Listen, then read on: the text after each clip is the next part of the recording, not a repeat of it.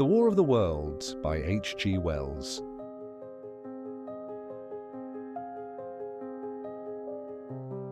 No one would have believed in the last years of the 19th century that this world was being watched keenly and closely by intelligences greater than man's and yet as mortal as his own. That as men busied themselves about their various concerns, they were scrutinized and studied, perhaps almost as narrowly as a man with a microscope might scrutinize the transient creatures that swarm and multiply in a drop of water. With infinite complacency, men went to and fro over this globe about their little affairs, serene in their assurance of their empire over matter. It is possible that the infusoria under the microscope do the same. No one gave a thought to the older worlds of space as sources of human danger, or thought of them only to dismiss the idea of life upon them as impossible or improbable. It is curious to recall some of the mental habits of those departed days. At most, terrestrial men fancied there might be other men upon Mars, perhaps inferior to themselves and ready to welcome a missionary enterprise. Yet across the gulf of space, minds that are to our minds as ours are to those of the beasts that perish, intellects vast and cool and unsympathetic, regarded this earth with envious eyes and slowly and surely drew their plans against us. And early in the 20th century came the great disillusionment.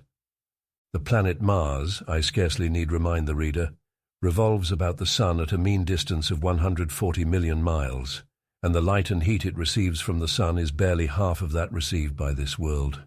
It must be, if the nebular hypothesis has any truth, older than our world, and long before this Earth ceased to be molten, life upon its surface must have begun its course.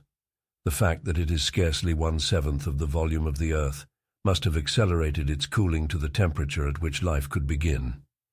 It has air and water and all that is necessary for the support of animated existence.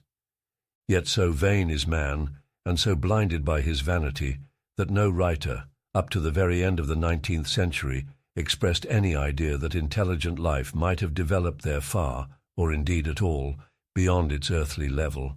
Nor was it generally understood that since Mars is older than our Earth, with scarcely a quarter of the superficial area and remoter from the Sun, it necessarily follows that it is not only more distant from time's beginning, but nearer its end. The secular cooling that must someday overtake our planet has already gone far indeed with our neighbor. Its physical condition is still largely a mystery, but we know now that even in its equatorial region the midday temperature barely approaches that of our coldest winter. Its air is much more attenuated than ours. Its oceans have shrunk until they cover but a third of its surface, and as its slow seasons change, huge snowcaps gather and melt about either pole and periodically inundate its temperate zones. That last stage of exhaustion, which to us is still incredibly remote, has become a present-day problem for the inhabitants of Mars. The immediate pressure of necessity has brightened their intellects, enlarged their powers, and hardened their hearts. And looking across space with instruments and intelligences such as we have scarcely dreamed of, they see at its nearest distance only 35 million miles sunward of them, a morning star of hope, our own warmer planet, green with vegetation and grey with water, with a cloudy atmosphere eloquent of fertility, with glimpses through its drifting cloud wisps of broad stretches of populous country and narrow navy-crowded seas. And we men, the creatures who inhabit this earth, must be to them at least as alien and lowly as are the monkeys and lemurs to us. The intellectual side of man already admits that life is an incessant struggle for existence, and it would seem that this too is the belief of the minds upon Mars. Their world is far gone in its cooling, and this world is still crowded with life, but crowded only with what they regard as inferior animals. To carry warfare sunward is indeed their only escape from the destruction that, generation after generation, creeps upon them. And before we judge of them too harshly, we must remember what ruthless and utter destruction our own species has wrought, not only upon animals, such as the vanished bison and the dodo, but upon its inferior races. The Tasmanians, in spite of their human likeness, were entirely swept out of existence in a war of extermination waged by European immigrants in the space of 50 years. Are we such apostles of mercy as to complain if the Martians warred in the same spirit? The Martians seem to have calculated their descent with amazing subtlety. Their mathematical learning is evidently far in excess of ours, and to have carried out their preparations with a well-nigh perfect unanimity. Had our instruments permitted it, we might have seen the gathering trouble far back in the 19th century. Men like Schiaparelli watched the red planet. It is odd, by the by, that for countless centuries Mars has been the star of war, but failed to interpret the fluctuating appearances of the markings they mapped so well. All that time the Martians must have been getting ready. During the opposition of 1894, a great light was seen on the illuminated part of the disk, first at the Lick Observatory, then by Perrotin of Nice, and then by other observers. English readers heard of it first in the issue of Nature dated August 2nd. I'm inclined to think that this blaze may have been the casting of the huge gun in the vast pit sunk into their planet, from which their shots were fired at us. Peculiar markings, as yet unexplained, were seen near the site of that outbreak during the next two oppositions. The storm burst upon us 6 years ago now. As Mars approached opposition, Lavelle of Java set the wires of the astronomical exchange, palpitating with the amazing intelligence of a huge outbreak of incandescent gas upon the planet. It had occurred towards midnight of the 12th, and the spectroscope, to which he had at once resorted, indicated a mass of flaming gas, chiefly hydrogen, moving with an enormous velocity towards this Earth. This jet of fire had become invisible about 12:15. He compared it to a colossal puff of flame suddenly and violently squirted out of the planet, as flaming gases rushed out of a gun. A singularly appropriate phrase it proved. Yet the next day there was nothing of this in the papers except a little note in the Daily Telegraph, and the world went in ignorance of one of the gravest dangers that ever threatened the human race. I might not have heard of the eruption at all had I not met Ogilvy, the well-known astronomer, at Ottershaw. He was immensely excited at the news, and in the excess of his feelings invited me up to take a turn with him that night in a scrutiny of the red planet. In spite of all that has happened since, I still remember that vigil very distinctly. The black and silent observatory, the shadowed lantern throwing a feeble glow upon the floor in the corner, the steady ticking of the clockwork of the telescope, the little slit in the roof, an oblong profundity with the stardust streaked across it. Ogilvy moved about, invisible but audible. Looking through the telescope, one saw a circle of deep blue and the little round planet swimming in the field. It seemed such a little thing, so bright and small and still, faintly marked with transverse stripes and slightly flattened from the perfect round. But so little it was, so silvery warm, a pin's head of light. It was as if it quivered, but really this was the telescope vibrating with the activity of the clockwork that kept the planet in view. As I watched, the planet seemed to grow larger and smaller, and to advance and recede, but that was simply that my eye was tired. 40 millions of miles it was from us, more than 40 millions of miles of void. Few people realize the immensity of vacancy in which the dust of the material universe swims. Near it in the field, I remember, were 3 faint points of light, 3 telescopic stars infinitely remote, and all around it was the unfathomable darkness of empty space. You know how that blackness looks on a frosty starlight night. In a telescope it seems far profounder, and invisible to me because it was so remote and small, flying swiftly and steadily towards me across that incredible distance, drawing nearer every minute by so many thousands of miles, came the thing they were sending us, the thing that was to bring so much struggle and calamity and death to the earth. I never dreamed of it then as I watched. No one on earth dreamed of that unerring missile. That night, too, there was another jetting out of gas from the distant planet. I saw it. A reddish flash at the edge, the slightest projection of the outline just as the chronometer struck midnight. And at that I told Ogilvy, and he took my place. The night was warm and I was thirsty, and I went stretching my legs clumsily and feeling my way in the darkness to the little table where the siphon stood, while Ogilvy exclaimed at the streamer of gas that came out towards us. That night another invisible missile started on its way to the Earth from Mars, just a second or so under 24 hours after the first one. I remember how I sat on the table there in the blackness, with patches of green and crimson swimming before my eyes. I wished I had a light to smoke by, little suspecting the meaning of the minute gleam I had seen, and all that it would presently bring me. Ogilvy watched till 1, and then gave it up, and we lit the lantern and walked over to his house. Down below in the darkness were Ottershaw and Chertsey and all their hundreds of people sleeping in peace. He was full of speculation that night about the condition of Mars, and scoffed at the vulgar idea of its having inhabitants who were signaling us. His idea was that meteorites might be falling in a heavy shower upon the planet, or that a huge volcanic explosion was in progress. He pointed out to me how unlikely it was that organic evolution had taken the same direction in the 2 adjacent planets. The chances against anything manlike on Mars are 1,000,000 to 1, he said.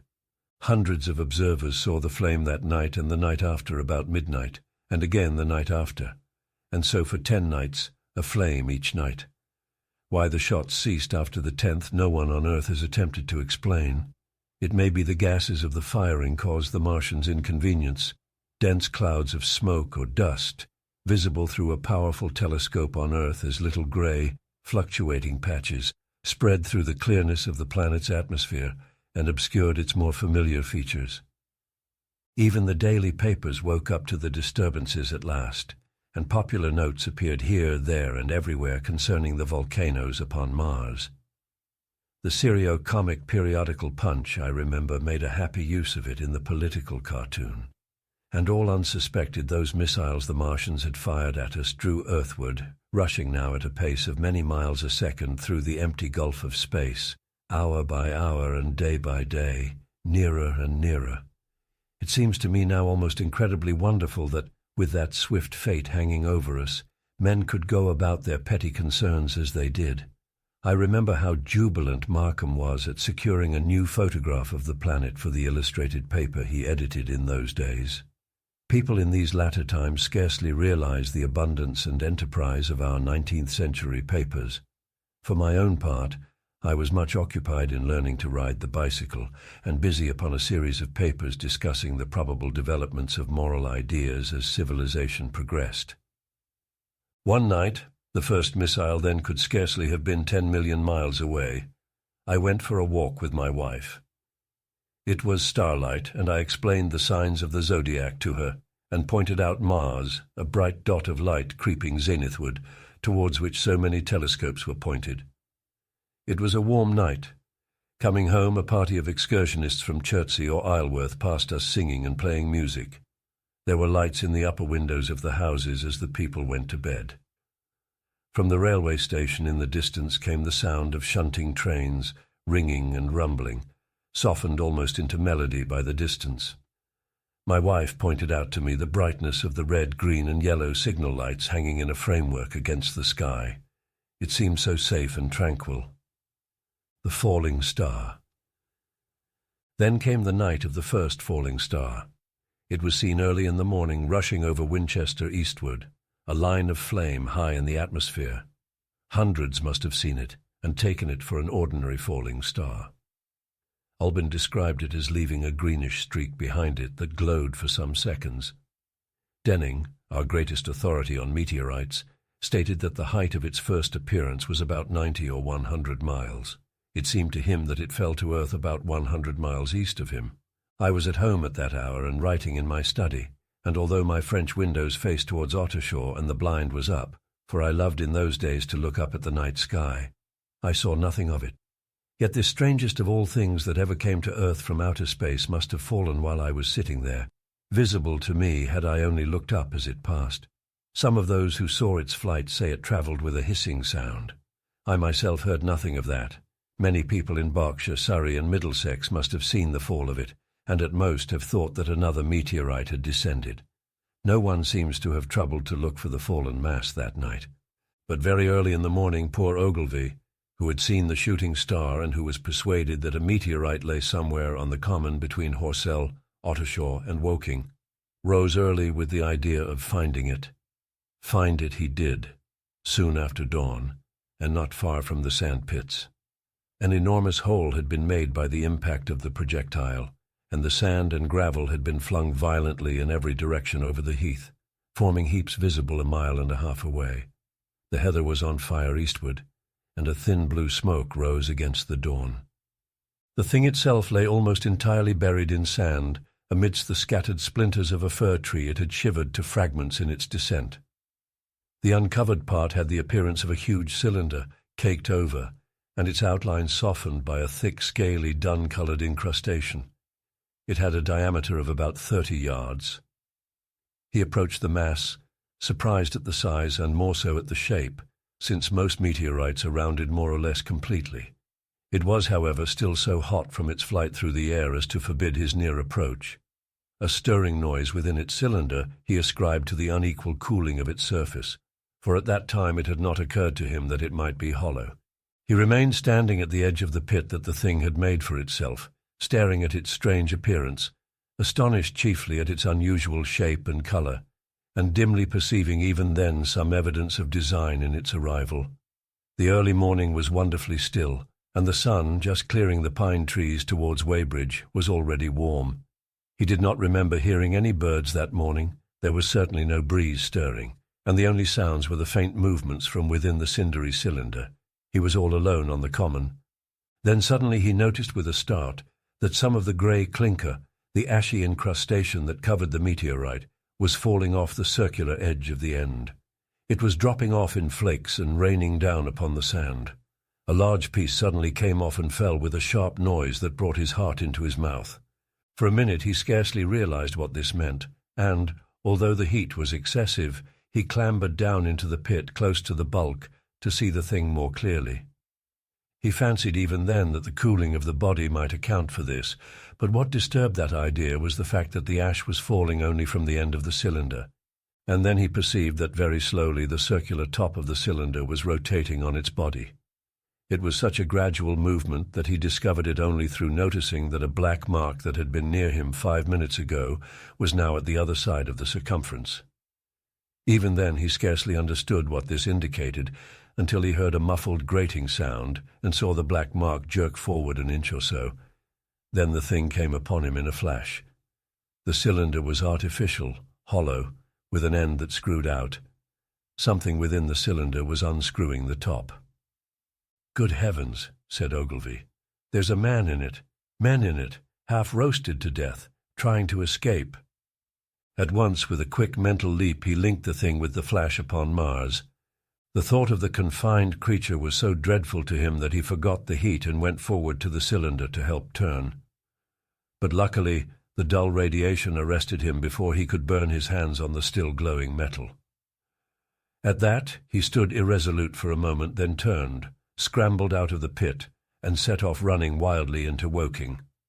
The time then must have been somewhere about 6 o'clock. He met a waggoner and tried to make him understand, but the tale he told and his appearance were so wild, his hat had fallen off in the pit, that the man simply drove on. He was equally unsuccessful with the potman, who was just unlocking the doors of the public house by Horsell Bridge. The fellow thought he was a lunatic at large, and made an unsuccessful attempt to shut him into the tap-room. That sobered him a little, and when he saw Henderson, the London journalist, in his garden, he called over the palings and made himself understood. "Henderson," he called, "you saw that shooting star last night?"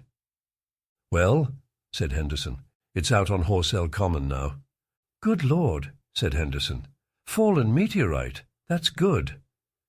"But it's something more than a meteorite. It's a cylinder, an artificial cylinder, man, and there's something inside." Henderson stood up with his spade in his hand. "What's that?" he said. He was deaf in one ear. Ogilvy told him all that he had seen. Henderson was a minute or so taking it in. Then he dropped his spade, snatched up his jacket, and came out into the road. The two men hurried back at once to the common and found the cylinder still lying in the same position. But now the sounds inside had ceased, and a thin circle of bright metal showed between the top and the body of the cylinder. Air was either entering or escaping at the rim with a thin, sizzling sound. They listened, rapped on the scaly burnt metal with a stick, and meeting with no response, they both concluded the man or men inside must be insensible or dead. Of course the two were quite unable to do anything. They shouted consolation and promises and went off back to the town again to get help. One can imagine them, covered with sand, excited and disordered, running up the little street in the bright sunlight just as the shop folks were taking down their shutters and people were opening their bedroom windows. Henderson went into the railway station at once in order to telegraph the news to London. The newspaper articles had prepared men's minds for the reception of the idea. By 8 o'clock, a number of boys and unemployed men had already started for the Common to see the dead men from Mars. That was the form the story took. I heard of it first from my newspaper boy about 8:45 when I went out to get my daily chronicle. I was naturally startled, and lost no time in going out and across the Ottershaw Bridge to the sand pits. On Horsell Common, I found a little crowd of perhaps 20 people surrounding the huge hole in which the cylinder lay.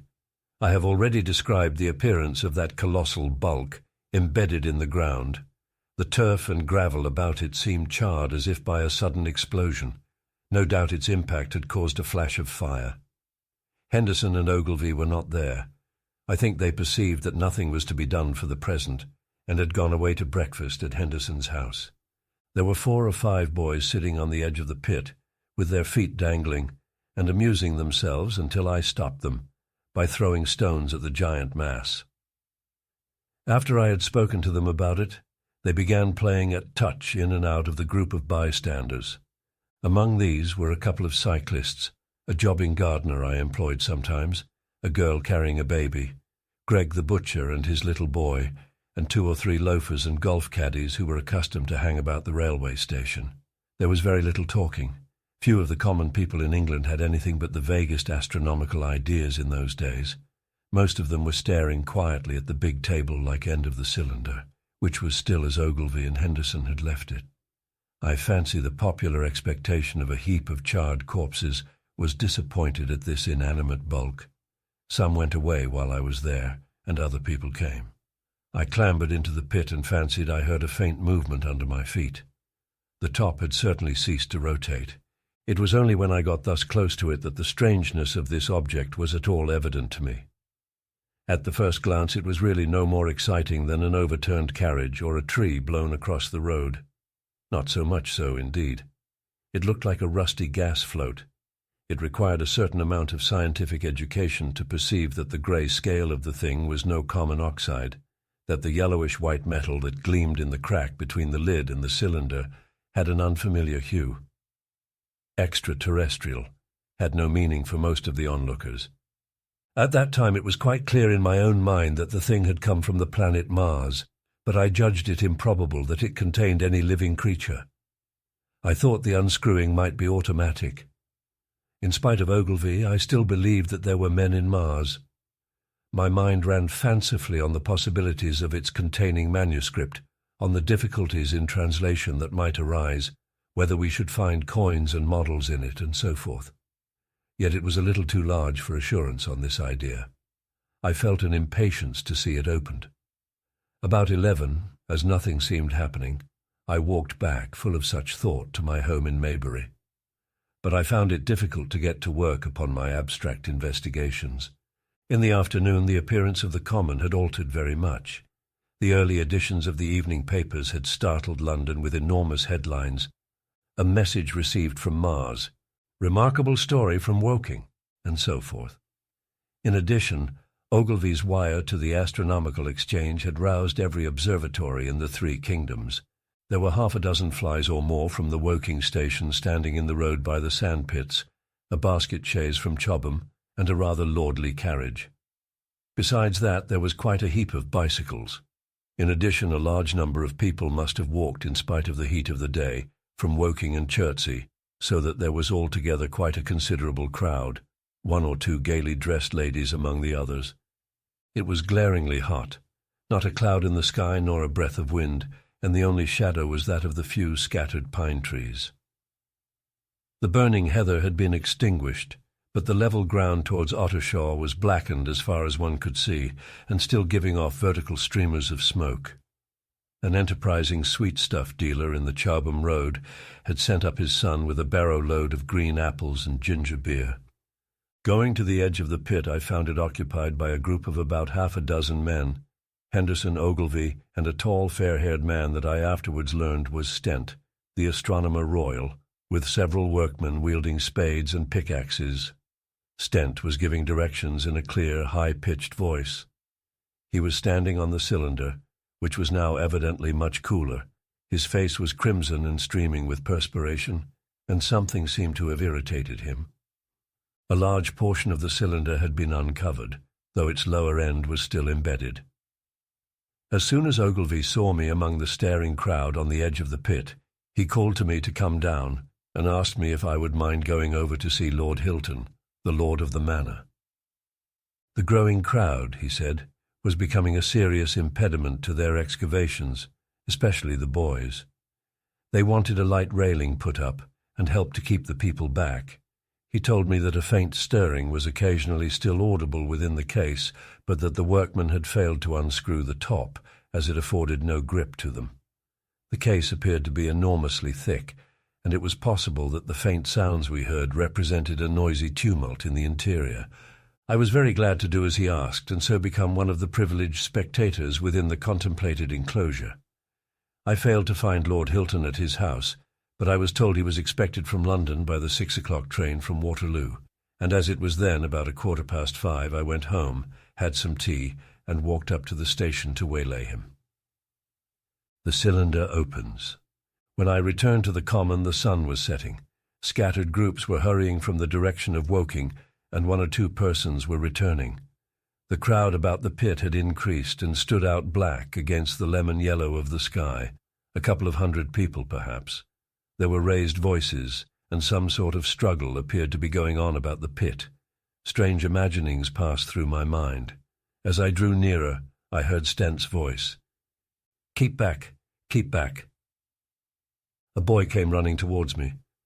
"It's a move-in," he said to me as he passed. "A screw-in and a screw-in out. I don't like it. I'm a-going home, I am." I went on to the crowd. There were really, I should think, 200 or 300 people elbowing and jostling one another, the 1 or 2 ladies there being by no means the least active. "He's fallen in the pit," cried someone. "Keep back," said several. The crowd swayed a little, and I elbowed my way through.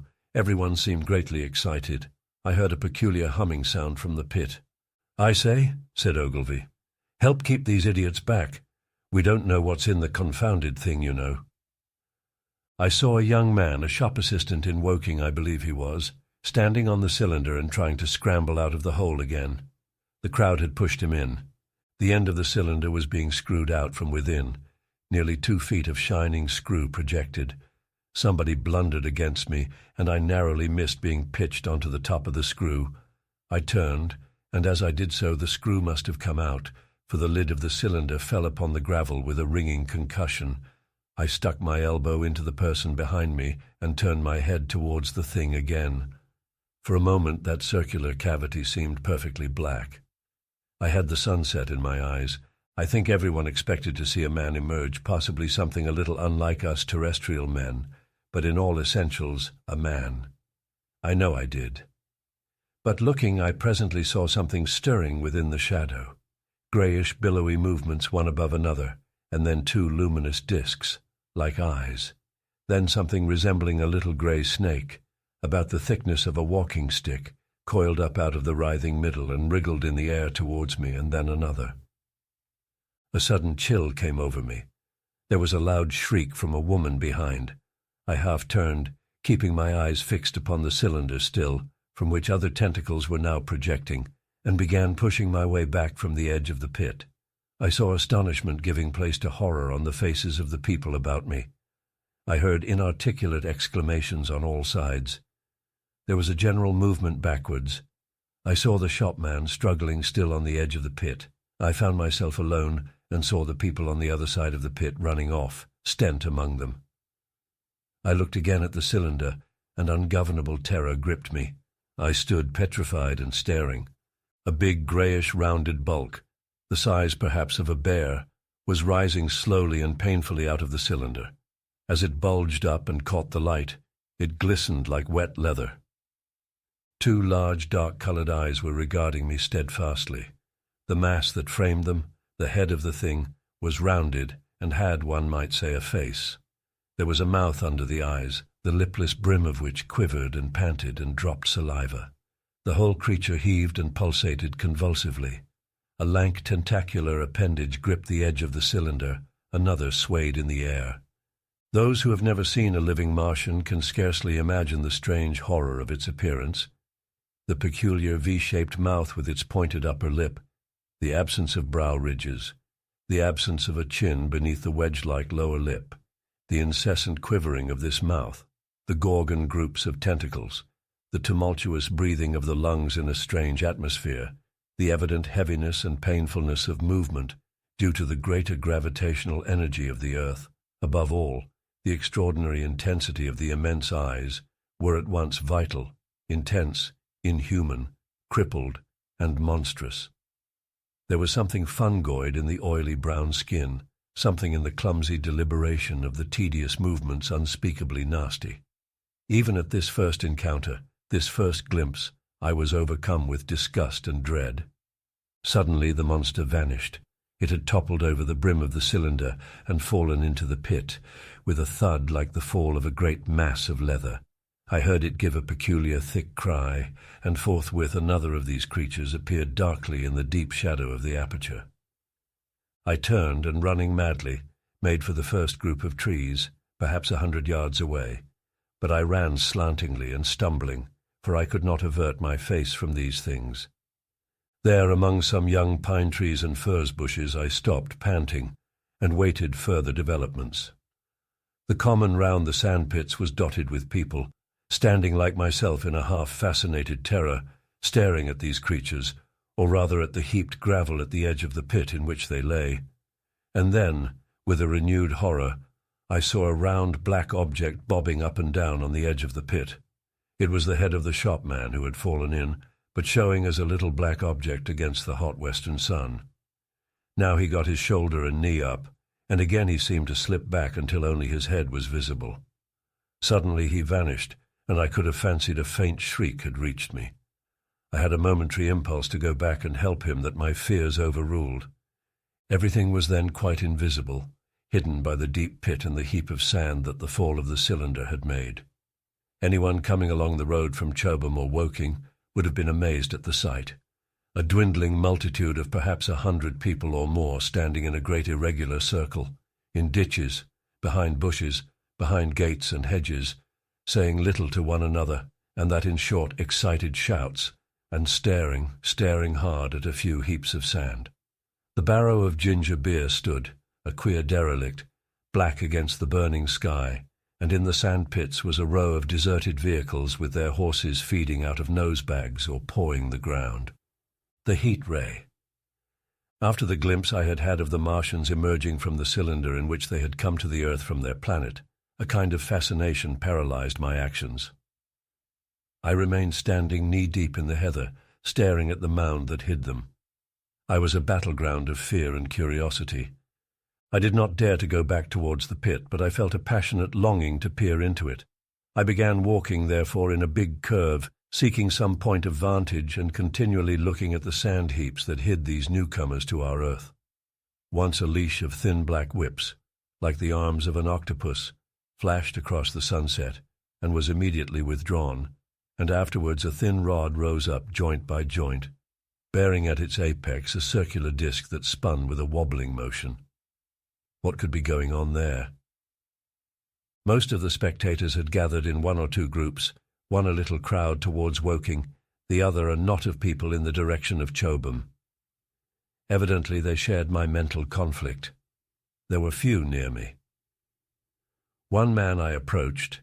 He was, I perceived, a neighbour of mine, though I did not know his name, and accosted.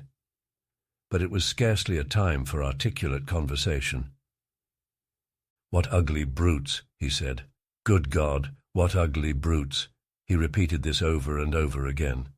"Did you see a man in the pit?" I said, but he made no answer to that.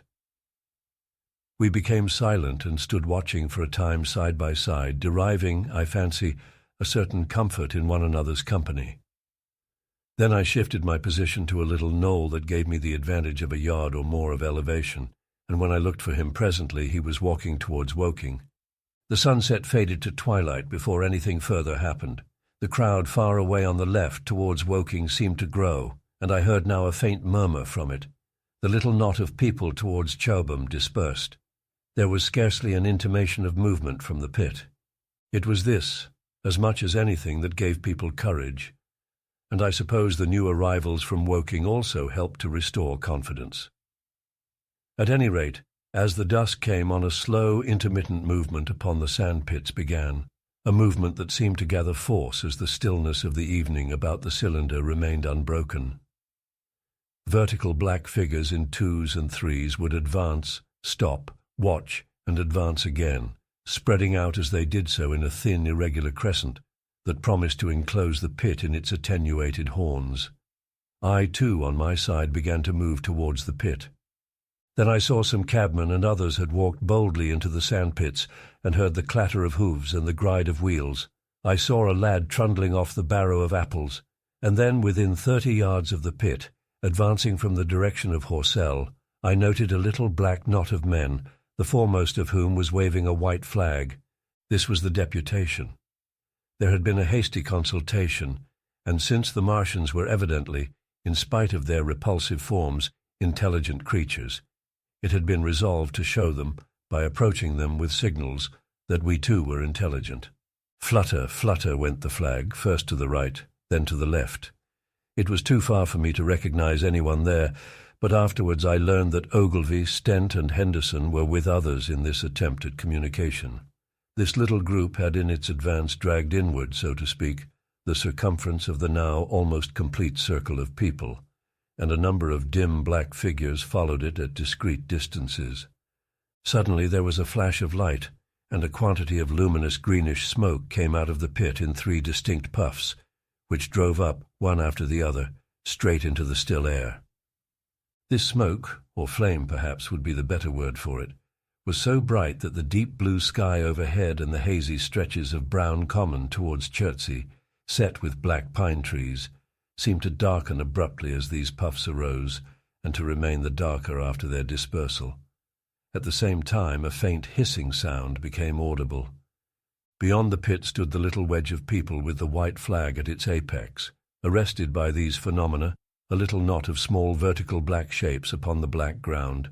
As the green smoke arose, their faces flashed out pallid green, and faded again as it vanished. Then slowly the hissing passed into a humming, into a long, loud, droning noise. Slowly a humped shape rose out of the pit, and the ghost of a beam of light seemed to flicker out from it. Forthwith flashes of actual flame, a bright glare leaping from one to another, sprang from the scattered group of men. It was as if some invisible jet impinged upon them and flashed into white flame. It was as if each man were suddenly and momentarily turned to fire. Then, by the light of their own destruction, I saw them staggering and falling, and their supporters turning to run. I stood staring, not as yet realizing that this was death leaping from man to man in that little distant crowd. All I felt was that it was something very strange, an almost noiseless and blinding flash of light, and a man fell headlong and lay still, and as the unseen shaft of heat passed over them, pine trees burst into fire, and every dry furze bush became with one dull thud a mass of flames. And far away towards Knaphill I saw the flashes of trees and hedges and wooden buildings suddenly set alight.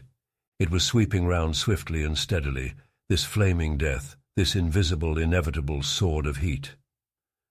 I perceived it coming towards me by the flashing bushes it touched, and was too astounded and stupefied to stir. I heard the crackle of fire in the sandpits and the sudden squeal of a horse that was as suddenly stilled. Then it was as if an invisible yet intensely heated finger were drawn through the heather between me and the Martians, and all along a curving line beyond the sandpits, the dark ground smoked and crackled. Something fell with a crash far away to the left, where the road from Woking station opens out on the common. Forthwith the hissing and humming ceased, and the black dome-like object sank slowly out of sight into the pit. All this had happened with such swiftness that I had stood motionless, dumbfounded and dazzled by the flashes of light.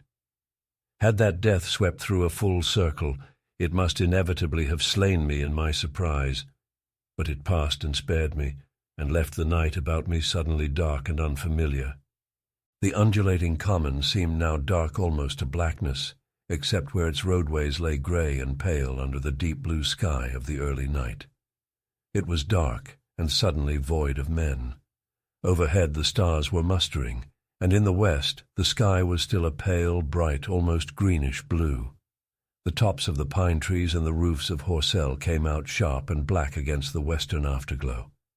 The Martians and their appliances were altogether invisible, save for that thin mast upon which their restless mirror wobbled.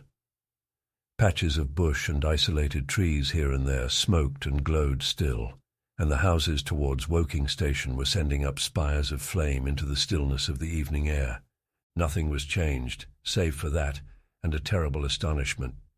The little group of black specks with the flag of white had been swept out of existence, and the stillness of the evening, so it seemed to me, had scarcely been broken. It came to me that I was upon this dark, common, helpless, unprotected, and alone. Suddenly, like a thing falling upon me from without, came fear. With an effort I turned and began a stumbling run through the heather. The fear I felt was no rational fear, but a panic terror not only of the Martians, but of the dusk and stillness all about me. Such an extraordinary effect in unmanning me it had that I ran weeping silently as a child might do. Once I had turned, I did not dare to look back. I remember I felt an extraordinary persuasion that I was being played with, that presently, when I was upon the very verge of safety, this mysterious death, as swift as the passage of light, would leap after me from the pit about the cylinder and strike me down. The heat ray in the Chobham Road. It is still a matter of wonder how the Martians are able to slay men so swiftly and so silently. Many think that in some way they are able to generate an intense heat in a chamber of practically absolute non-conductivity. This intense heat they project in a parallel beam against any object they choose, by means of a polished parabolic mirror of unknown composition, much as the parabolic mirror of a lighthouse projects a beam of light. But no one has absolutely proved these details. However it is done, it is certain that a beam of heat is the essence of the matter. Heat, and invisible instead of visible, light. Whatever is combustible flashes into flame at its touch. Lead runs like water. It softens iron, cracks and melts glass, and when it falls upon water, incontinently that explodes into steam. That night nearly 40 people lay under the starlight about the pit, charred and distorted beyond recognition, and all night long the common from Horsell to Maybury was deserted and brightly ablaze. The news of the massacre probably reached Chobham, Woking and Ottershaw about the same time. In Woking the shops had closed when the tragedy happened, and a number of people, shop people and so forth, attracted by the stories they had heard, were walking over the Horsell Bridge and along the road between the hedges that runs out at last upon the common. You may imagine the young people brushed up after the labours of the day, and making this novelty, as they would make any novelty, the excuse for walking together and enjoying a trivial flirtation. You may figure to yourself the hum of voices along the road in the gloaming. As yet, of course, few people in Woking even knew that the cylinder had opened, though poor Henderson had sent a messenger on a bicycle to the post office with a special wire to an evening paper. As these folks came out by twos and threes upon the open, they found little knots of people talking excitedly and peering at the spinning mirror over the sandpits, and the newcomers were no doubt soon infected by the excitement of the occasion.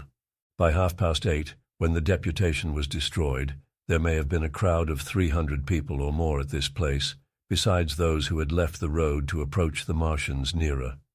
There were 3 policemen too, one of whom was mounted doing their best under instructions from Stent to keep the people back and deter them from approaching the cylinder. There was some booing from those more thoughtless and excitable souls to whom a crowd is always an occasion for noise and horseplay. Stent and Ogilvy, anticipating some possibilities of a collision, had telegraphed from Horsell to the barracks as soon as the Martians emerged, for the help of a company of soldiers to protect these strange creatures from violence. After that they returned to lead that ill-fated advance. The description of their death, as it was seen by the crowd, tallies very closely with my own impressions. The 3 puffs of green smoke, the deep humming note and the flashes of flame. But that crowd of people had a far narrower escape than mine. Only the fact that a hummock of heathery sand intercepted the lower part of the heat ray saved them. Had the elevation of the parabolic mirror been a few yards higher, none could have lived to tell the tale. They saw the flashes and the men falling, and an invisible hand, as it were, lit the bushes as it hurried towards them through the twilight.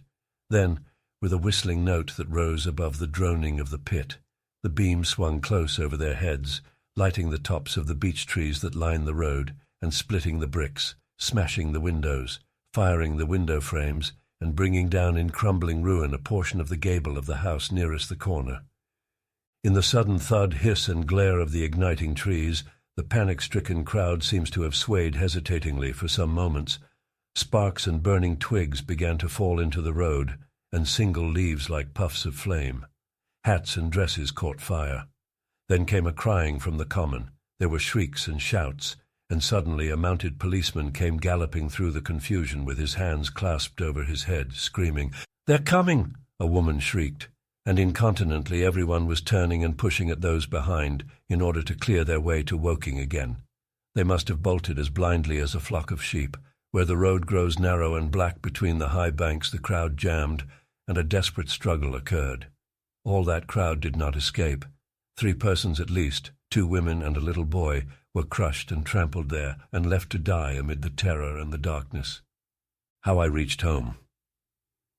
For my own part, I remember nothing of my flight except the stress of blundering against trees and stumbling through the heather.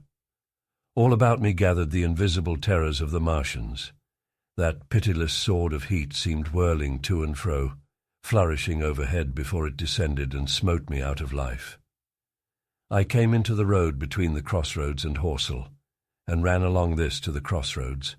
At last I could go no further. I was exhausted with the violence of my emotion and of my flight, and I staggered and fell by the wayside. That was near the bridge that crosses the canal by the gasworks. I fell and lay still. I must have remained there some time. I sat up, strangely perplexed. For a moment, perhaps, I could not clearly understand how I came there. My terror had fallen from me like a garment. My hat had gone, and my collar had burst away from its fastener. A few minutes before, there had only been 3 real things before me: the immensity of the night and space and nature, my own feebleness and anguish, and the near approach of death. Now it was as if something turned over, and the point of view altered abruptly. There was no sensible transition from one state of mind to the other. I was immediately the self of every day again, a decent, ordinary citizen. The silent common, the impulse of my flight, the starting flames, were as if they had been in a dream. I asked myself, had these latter things indeed happened? I could not credit it. I rose and walked unsteadily up the steep incline of the bridge. My mind was blank wonder. My muscles and nerves seemed drained of their strength. I dare say I staggered drunkenly. A head rose over the arch, and the figure of a workman carrying a basket appeared. Beside him ran a little boy. He passed me, wishing me good night. I was minded to speak to him, but did not. I answered his greeting with a meaningless mumble, and went on over the bridge. Over the Maybury Arch a train, a billowing tumult of white fire-lit smoke, and a long caterpillar of lighted windows, went flying south. Clatter, clatter, clap, rap, and it had gone. A dim group of people talked in the gate of one of the houses in the pretty little row of gables that was called Oriental Terrace. It was all so real and so familiar. And that behind me, it was frantic, fantastic. Such things, I told myself, could not be. Perhaps I'm a man of exceptional moods. I do not know how far my experience is common. At times I suffer from the strangest sense of detachment from myself and the world about me. I seem to watch it all from the outside, from somewhere inconceivably remote, out of time, out of space, out of the stress and tragedy of it all. This feeling was very strong upon me that night. Here was another side to my dream. But the trouble was the blank incongruity of this serenity and the swift death flying yonder, not 2 miles away. There was a noise of business from the gasworks, and the electric lamps were all alight. I stopped at the group of people. "What news from the common?" said I. There were 2 men and a woman at the gate. "Eh?" said one of the men, turning. "What news from the common?" I said. "Ain't you just been there?" asked the men. "People seem fair silly about the common," said the woman over the gate. "What's it all about?" "Haven't you heard of the men from Mars?" said I. "The creatures from Mars." "Quite enough," said the woman over the gate. "Thanks." And all three of them laughed. I felt foolish and angry. I tried and found I could not tell them what I had seen. They laughed again at my broken sentences. "You'll hear more yet," I said, and went on to my home. I startled my wife at the doorway, so haggard was I. I went into the dining room, sat down, drank some wine, and so soon as I could collect myself sufficiently, I told her the things I had seen.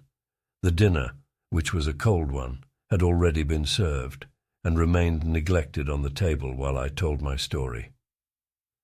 "There is one thing," I said, to allay the fears I had aroused. "They are the most sluggish things I ever saw crawl. They may keep the pit and kill people who come near them, but they cannot get out of it. But the horror of them." "Don't, dear," said my wife, knitting her brows and putting her hand on mine. "Poor Ogilvy," I said. "To think he may be lying dead there." My wife at least did not find my experience incredible. When I saw how deadly white her face was, I ceased abruptly. "They may come here," she said again and again. I pressed her to take wine and tried to reassure her. "They can scarcely move," I said. I began to comfort her and myself by repeating all that Ogilvy had told me of the impossibility of the Martians establishing themselves on the Earth. In particular, I laid stress on the gravitational difficulty. On the surface of the Earth, the force of gravity is 3 times what it is on the surface of Mars.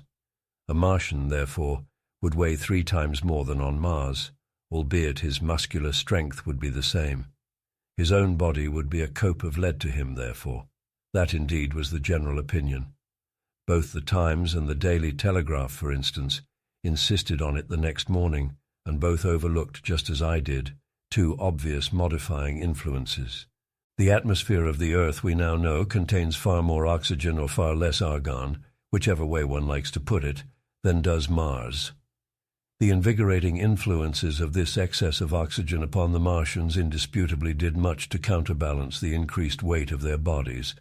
And in the second place, we all overlooked the fact that such mechanical intelligence as the Martian possessed was quite able to dispense with muscular exertion at a pinch. But I did not consider these points at the time, and so my reasoning was dead against the chances of the invaders. With wine and food, the confidence of my own table, and the necessity of reassuring my wife, I grew by insensible degrees courageous and secure. "They have done a foolish thing," said I, fingering my wine-glass. "They are dangerous because no doubt they are mad with terror. Perhaps they expected to find no living things, certainly no intelligent living things." "A shell in the pit," said I. "If the worst comes to the worst, we'll kill them all." The intense excitement of the events had no doubt left my perceptive powers in a state of erethism. I remember that dinner table with extraordinary vividness even now. My dear wife's sweet, anxious face peering at me from under the pink lampshade, the white cloth with its silver and glass table furniture, for in those days even philosophical writers had many little luxuries. The crimson-purple wine in my glass are photographically distinct. At the end of it I sat, tempering nuts with a cigarette, regretting Ogilvy's rashness, and denouncing the short-sighted timidity of the Martians. So some respectable dodo in the Mauritius might have lauded it in his nest, and discussed the arrival of that shipful of pitiless sailors in want of animal food. "We will peck them to death tomorrow, my dear." I did not know it, but that was the last civilized dinner I was to eat for very many strange and terrible days. Friday night. The most extraordinary thing to my mind of all the strange and wonderful things that happened upon that Friday was the dovetailing of the commonplace habits of our social order with the first beginnings of the series of events that was to topple that social order headlong. If on Friday night you had taken a pair of compasses and drawn a circle with a radius of 5 miles round the Woking sandpits, I doubt if you would have had one human being outside it, unless it were some relation of Stent, or of the 3 or 4 cyclists or London people lying dead on the common, whose emotions or habits were at all affected by the newcomers. Many people had heard of the cylinder, of course, and talked about it in their leisure, but it certainly did not make the sensation that an ultimatum to Germany would have done. In London that night, poor Henderson's telegram describing the gradual unscrewing of the shot was judged to be a canard, and his evening paper, after wiring for authentication from him and receiving no reply, the man was killed, decided not to print a special edition. Even within the 5-mile circle, the great majority of people were inert. I have already described the behavior of the men and women to whom I spoke. All over the district people were dining and supping. Working men were gardening after the labors of the day. Children were being put to bed. Young people were wandering through the lanes love-making. Students sat over their books. Maybe there was a murmur in the village streets, a novel and dominant topic in the public houses, and here and there a messenger, or even an eyewitness of the later occurrences, caused a whirl of excitement, a shouting and a running to and fro. But for the most part, the daily routine of working, eating, drinking, sleeping went on as it had done for countless years, as though no planet Mars existed in the sky. Even at Woking Station and Horsell and Chobham that was the case. In Woking Junction until a late hour, trains were stopping and going on, others were shunting on the sidings, passengers were alighting and waiting, and everything was proceeding in the most ordinary way. A boy from the town, trenching on Smith's monopoly, was selling papers with the afternoon's news. The ringing impact of trucks, the sharp whistle of the engines from the junction, mingled with their shouts of "Men from Mars." Excited men came into the station about 9 o'clock with incredible tidings, and caused no more disturbance than drunkards might have done.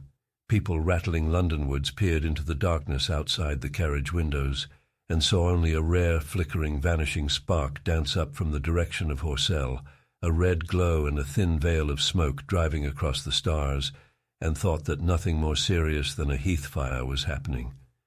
It was only round the edge of the common that any disturbance was perceptible. There were 6 villas burning on the Woking border. There were lights in all the houses on the common side of the 3 villages, and the people there kept awake till dawn. A curious crowd lingered restlessly, people coming and going, but the crowd remaining, both on the Chobham and Horsell bridges. 1 or 2 adventurous souls, it was afterwards found, went into the darkness and crawled quite near the Martians, but they never returned, for now and again a light ray like the beam of a warship searchlight swept the common, and the heat ray was ready to follow. Save for such, that big area of common was silent and desolate, and the charred bodies lay about on it all night under the stars, and all the next day. A noise of hammering from the pit was heard by many people. So you have the state of things on Friday night. In the centre, sticking into the skin of our old planet Earth like a poisoned dart, was this cylinder.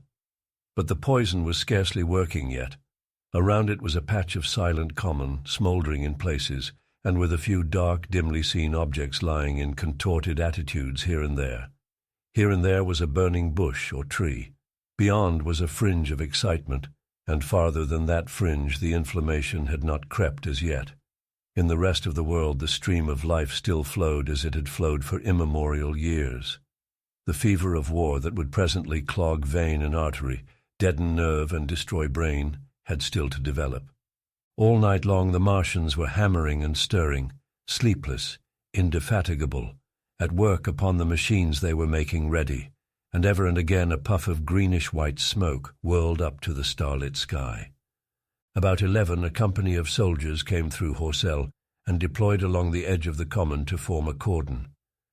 Later a second company marched through Chobham to deploy on the north side of the common.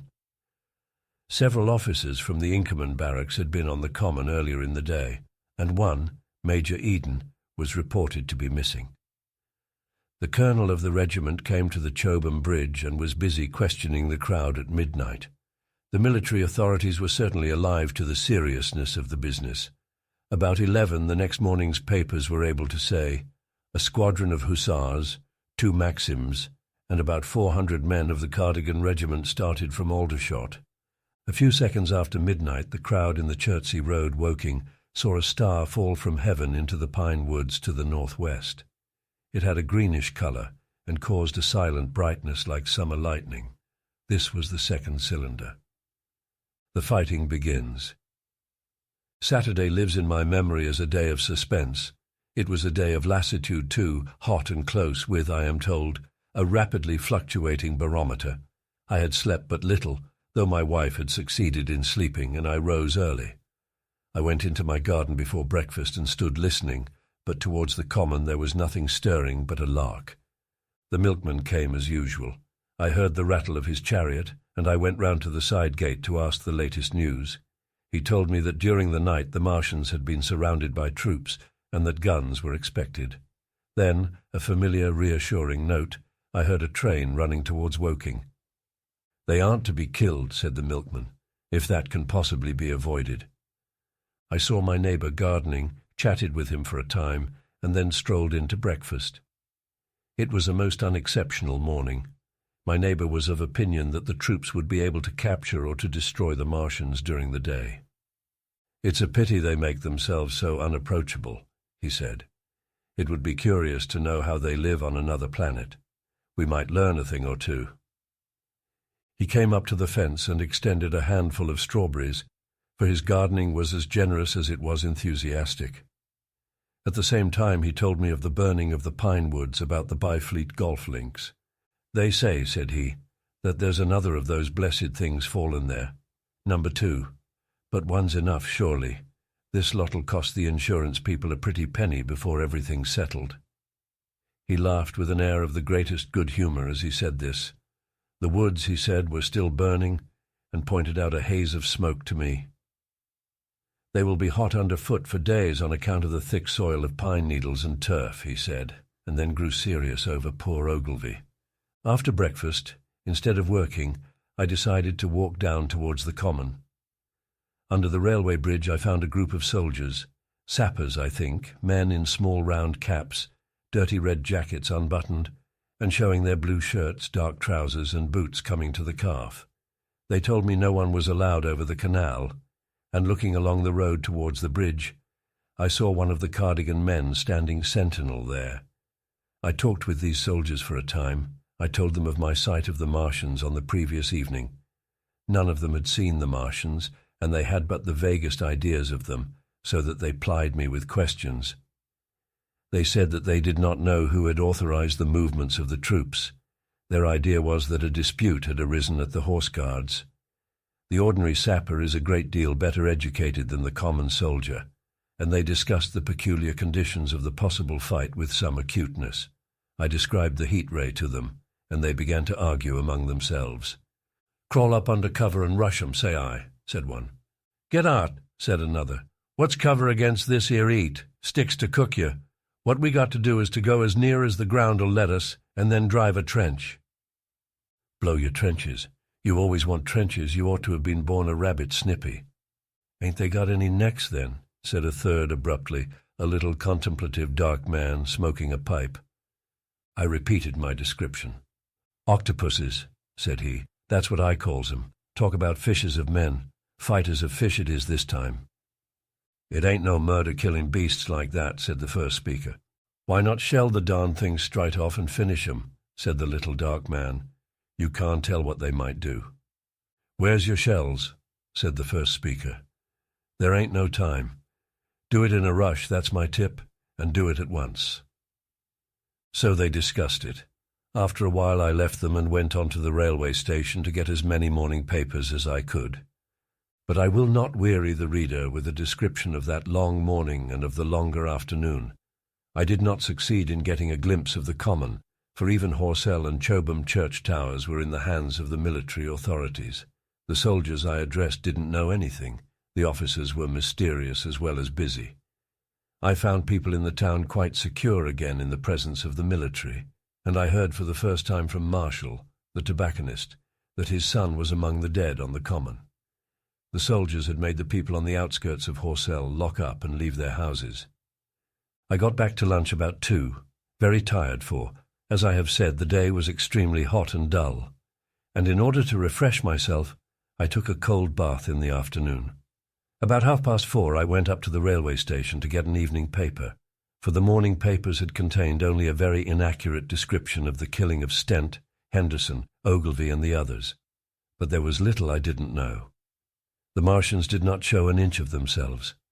They seemed busy in their pit, and there was a sound of hammering and an almost continuous streamer of smoke. Apparently they were busy getting ready for a struggle. Fresh attempts have been made to signal, but without success, was the stereotype formula of the papers. A sapper told me it was done by a man in a ditch with a flag on a long pole. The Martians took as much notice of such advances as we should of the lowing of a cow. I must confess the sight of all this armament, all this preparation, greatly excited me. My imagination became belligerent and defeated the invaders in a dozen striking ways. Something of my schoolboy dreams of battle and heroism came back. It hardly seemed a fair fight to me at that time. They seemed very helpless in that pit of theirs. About 3 o'clock there began the thud of a gun at measured intervals from Chertsey or Addlestone. I learned that the smouldering pine wood into which the second cylinder had fallen was being shelled, in the hope of destroying that object before it opened. It was only about 5, however, that a field gun reached Chobham for use against the first body of Martians. About 6 in the evening, as I sat at tea with my wife in the summer house talking vigorously about the battle that was lowering upon us, I heard a muffled detonation from the common, and immediately after a gust of firing. Close on the heels of that came a violent rattling crash, quite close to us, that shook the ground, and starting out upon the lawn, I saw the tops of the trees about the Oriental College burst into smoky red flame, and the tower of the little church beside it slide down into ruin. The pinnacle of the mosque had vanished, and the roof line of the college itself looked as if a 100-ton gun had been at work upon it. One of our chimneys cracked as if a shot had hit it, flew, and a piece of it came clattering down the tiles and made a heap of broken red fragments upon the flower bed by my study window. I and my wife stood amazed. Then I realized that the crest of Maybury Hill must be within range of the Martian's heat ray, now that the college was cleared out of the way. At that I gripped my wife's arm and without ceremony ran her out into the road. Then I fetched out the servant, telling her I would go upstairs myself for the box she was clamouring for. "We can't possibly stay here," I said, and as I spoke the firing reopened for a moment upon the common. "But where are we to go?" said my wife in terror. I thought perplexed. Then I remembered her cousins at Leatherhead. "Leatherhead!" I shouted above the sudden noise. She looked away from me downhill. The people were coming out of their houses, astonished. "How are we to get to Leatherhead?" she said. Down the hill I saw a bevy of hussars ride under the railway bridge. 3 galloped through the open gates of the Oriental College, 2 others dismounted, and began running from house to house. The sun, shining through the smoke that drove up from the tops of the trees, seemed blood-red, and threw an unfamiliar, lurid light upon everything. "Stop here," said I. "You are safe here." And I started off at once for the Spotted Dog, for I knew the landlord had a horse and dog cart.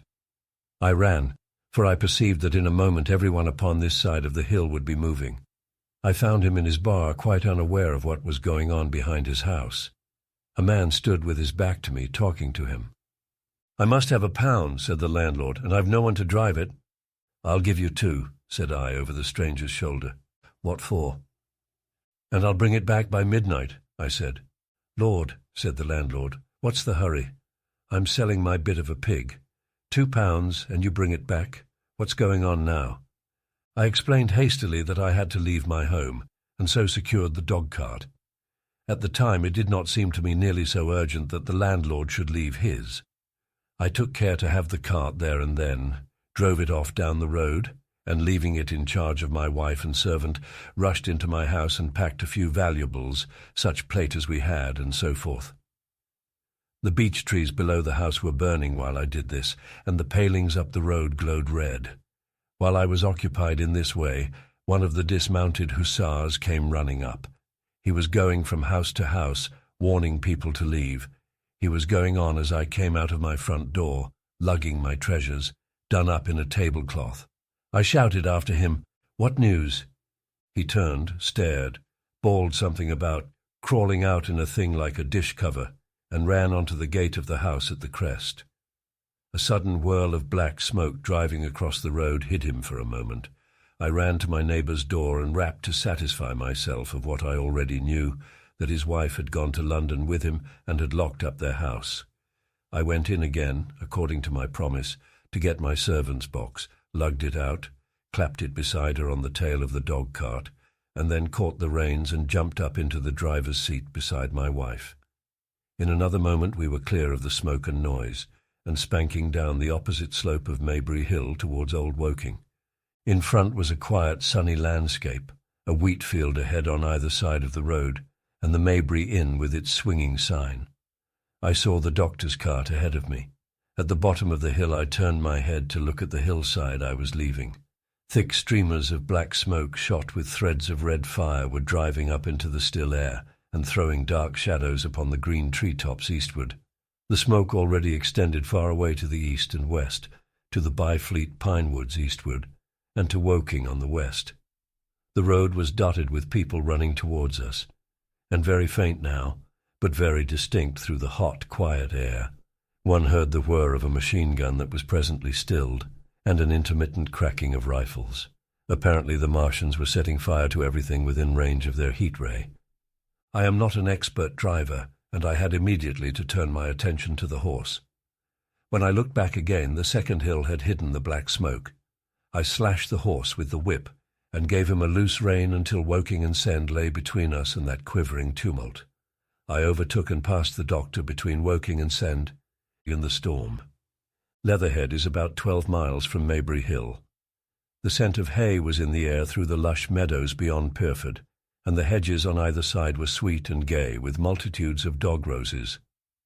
The heavy firing that had broken out while we were driving down Maybury Hill ceased as abruptly as it began, leaving the evening very peaceful and still.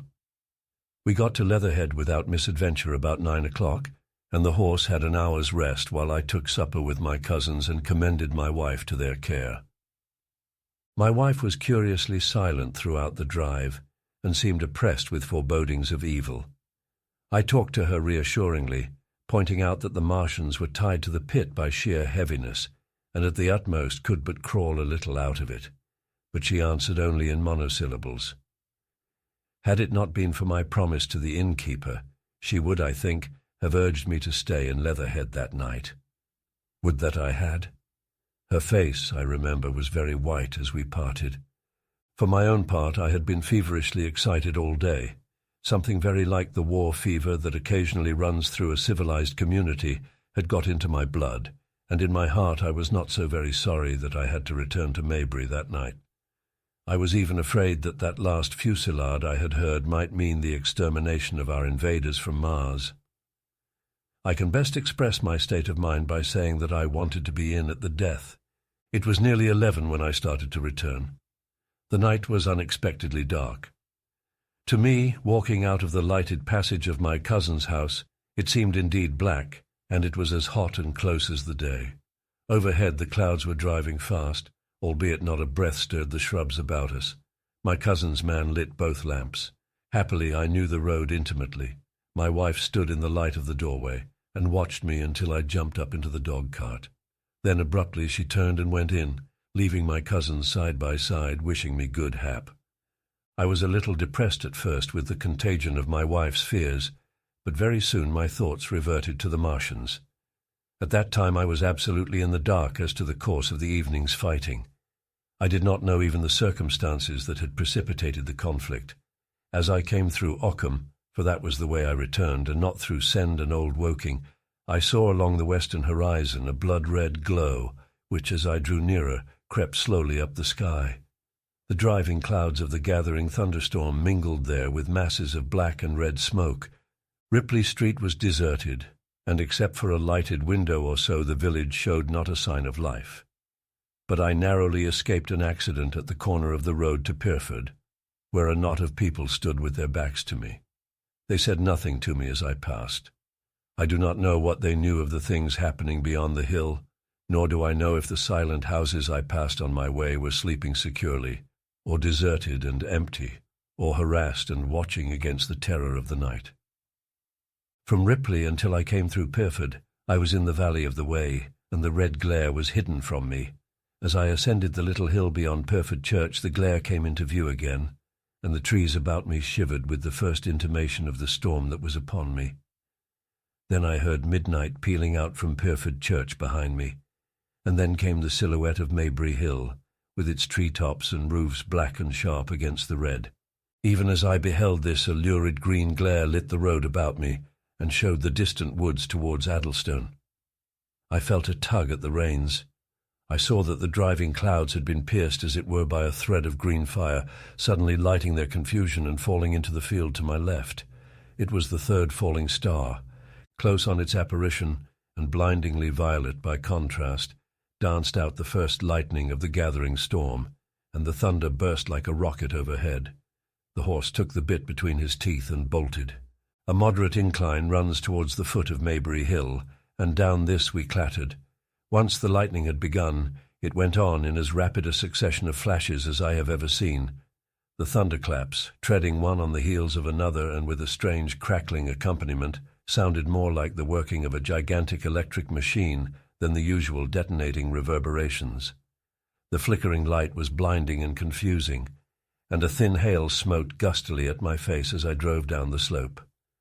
At first I regarded little but the road before me, and then abruptly my attention was arrested by something that was moving rapidly down the opposite slope of Maybury Hill. At first I took it for the wet roof of a house, but one flash following another showed it to be in swift rolling movement. It was an elusive vision, a moment of bewildering darkness, and then, in a flash like daylight, the red masses of the orphanage near the crest of the hill, the green tops of the pine trees, and this problematical object came out clear and sharp and bright. And this thing I saw, how can I describe it? A monstrous tripod, higher than many houses, striding over the young pine trees and smashing them aside in its career, a walking engine of glittering metal, striding now across the heather, articulate ropes of steel dangling from it, and the clattering tumult of its passage mingling with the riot of the thunder. A flash, and it came out vividly, heeling over one way with 2 feet in the air, to vanish and reappear almost instantly, as it seemed, with the next flash 100 yards nearer. Can you imagine a milking stool tilted and bowled violently along the ground? That was the impression those instant flashes gave. But instead of a milking stool, imagine it a great body of machinery on a tripod stand. Then suddenly the trees in the pine wood ahead of me were parted, as brittle reeds are parted by a man thrusting through them. They were snapped off and driven headlong, and a second huge tripod appeared, rushing, as it seemed, headlong towards me, and I was galloping hard to meet it. At the sight of the second monster, my nerve went altogether. Not stopping to look again, I wrenched the horse's head hard round to the right, and in another moment the dog-cart had heeled over upon the horse. The shaft smashed noisily, and I was flung sideways and fell heavily into a shallow pool of water. I crawled out almost immediately and crouched, my feet still in the water, under a clump of firs. The horse lay motionless, his neck was broken, poor brute, and by the lightning flashes I saw the black bulk of the overturned dog-cart and the silhouette of the wheel still spinning slowly. In another moment the colossal mechanism went striding by me and passed uphill towards Pireford. Seen nearer, the thing was incredibly strange, for it was no mere insensate machine driving on its way. Machine it was, with a ringing metallic pace and long, flexible, glittering tentacles, one of which gripped a young pine tree, swinging and rattling about its strange body. It picked its road as it went striding along, and the brazen hood that surmounted it moved to and fro with the inevitable suggestion of a head looking about. Behind the main body was a huge mass of white metal like a gigantic fisherman's basket, and puffs of green smoke squirted out from the joints of the limbs as the monster swept by me. And in an instant it was gone. So much I saw then, all vaguely for the flickering of the lightning, in blinding highlights and dense black shadows. As it passed, it set up an exultant, deafening howl that drowned the thunder. "Alloo! Alloo!" And in another minute it was with its companion, half a mile away, stooping over something in the field. I have no doubt this thing in the field was the third of the 10 cylinders they had fired at us from Mars. For some minutes I lay there in the rain and darkness, watching, by the intermittent light, these monstrous beings of metal moving about in the distance over the hedge-tops. A thin hail was now beginning, and as it came and went their figures grew misty and then flashed into clearness again. Now and then came a gap in the lightning, and the night swallowed them up. I was soaked with hail above and puddle water below. It was some time before my blank astonishment would let me struggle up the bank to a drier position, or think at all of my imminent peril. Not far from me was a little one-room squatter's hut of wood, surrounded by a patch of potato garden. I struggled to my feet at last, and crouching and making use of every chance of cover, I made a run for this. I hammered at the door, but I could not make the people hear, if there were any people inside, and after a time I desisted, and availing myself of a ditch for the greater part of the way, succeeded in crawling, unobserved by these monstrous machines, into the pine woods towards Maybury. Under cover of this I pushed on, wet and shivering now, towards my own house. I walked among the trees, trying to find the footpath. It was very dark indeed in the wood, for the lightning was now becoming infrequent, and the hail, which was pouring down in a torrent, fell in columns through the gaps in the heavy foliage. If I had fully realized the meaning of all the things I had seen, I should have immediately worked my way round through Byfleet to Street Cobham, and so gone back to rejoin my wife at Leatherhead. But that night the strangeness of things about me and my physical wretchedness prevented me, for I was bruised, weary, wet to the skin, deafened and blinded by the storm. I had a vague idea of going on to my own house, and that was as much motive as I had. I staggered through the trees, fell into a ditch and bruised my knees against a plank, and finally splashed out into the lane that ran down from the College Arms. I say splashed, for the storm water was sweeping the sand down the hill in a muddy torrent. There in the darkness, a man blundered into me and sent me reeling back. He gave a cry of terror, sprang sideways and rushed on before I could gather my wits sufficiently to speak to him. So heavy was the stress of the storm just at this place that I had the hardest task to win my way up the hill. I went close up to the fence on the left and worked my way along its palings. Near the top I stumbled upon something soft, and by a flash of lightning saw between my feet a heap of black broadcloth and a pair of boots. Before I could distinguish clearly how the man lay, the flicker of light had passed. I stood over him waiting for the next flash. When it came, I saw that he was a sturdy man, cheaply but not shabbily dressed. His head was bent under his body, and he lay crumpled up close to the fence, as though he had been flung violently against it. Overcoming the repugnance natural to one who had never before touched a dead body, I stooped and turned him over to feel for his heart. He was quite dead. Apparently his neck had been broken. The lightning flashed for a third time, and his face leaped upon me. I sprang to my feet. It was the landlord of the Spotted Dog, whose conveyance I had taken. I stepped over him gingerly and pushed on up the hill. I made my way by the police station and the College Arms towards my own house. Nothing was burning on the hillside, though from the common there still came a red glare and a rolling tumult of ruddy smoke, beating up against the drenching hail. So far as I could see by the flashes, the houses about me were mostly uninjured. By the College Arms, a dark heap lay in the road. Down the road towards Maybury Bridge there were voices and the sound of feet, but I had not the courage to shout or to go to them. I let myself in with my latchkey, closed, locked and bolted the door, staggered to the foot of the staircase and sat down. My imagination was full of those striding metallic monsters, and of the dead body smashed against the fence. I crouched at the foot of the staircase with my back to the wall, shivering violently. At the window. I have already said that my storms of emotion have a trick of exhausting themselves. After a time, I discovered that I was cold and wet, and with little pools of water about me on the stair carpet. I got up almost mechanically, went into the dining room and drank some whiskey, and then I was moved to change my clothes. After I had done that I went upstairs to my study, but why I did so I do not know. The window of my study looks over the trees and the railway towards Horsell Common. In the hurry of our departure this window had been left open.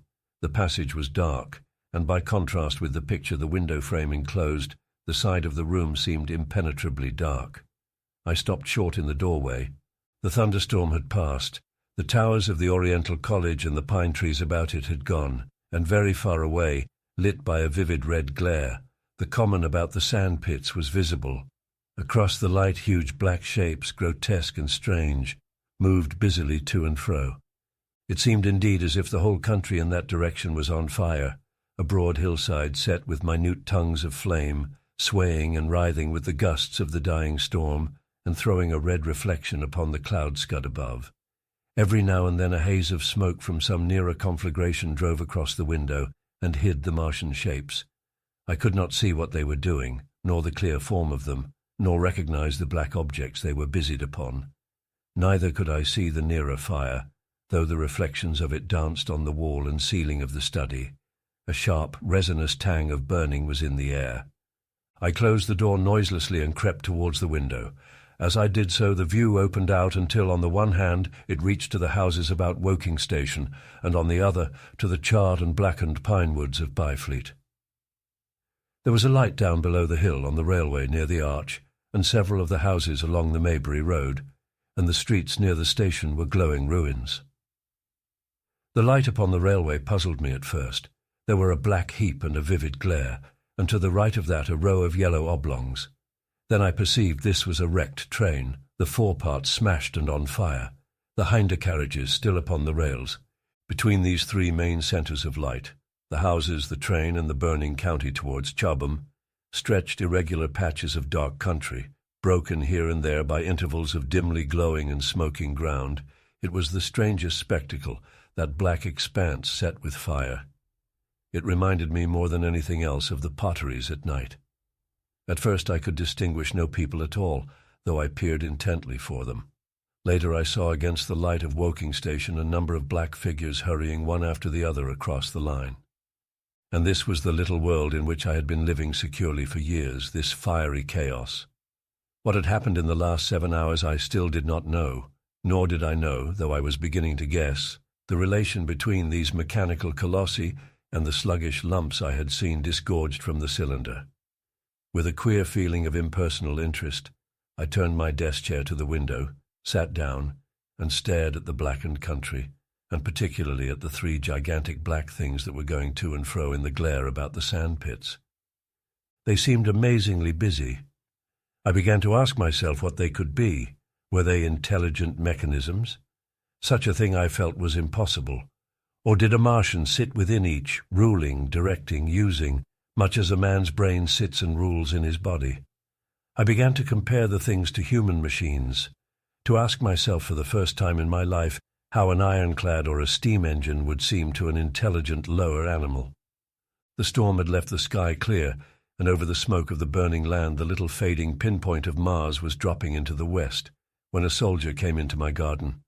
I heard a slight scraping at the fence, and rousing myself from the lethargy that had fallen upon me, I looked down and saw him dimly, clambering over the palings. At the sight of another human being my torpor passed, and I leaned out of the window eagerly. "Hist!" said I in a whisper. He stopped astride of the fence in doubt. Then he came over and across the lawn to the corner of the house. He bent down and stepped softly. "Who's there?" he said, also whispering, standing under the window and peering up. "Where are you going?" I asked. "God knows." "Are you trying to hide?" "That's it." "Come into the house," I said. I went down, unfastened the door, and let him in and locked the door again. I could not see his face. He was hatless and his coat was unbuttoned. "My God," he said as I drew him in. "What has happened?" I asked. "What hasn't?" In the obscurity I could see he made a gesture of despair. "They wiped us out, simply wiped us out," he repeated again and again.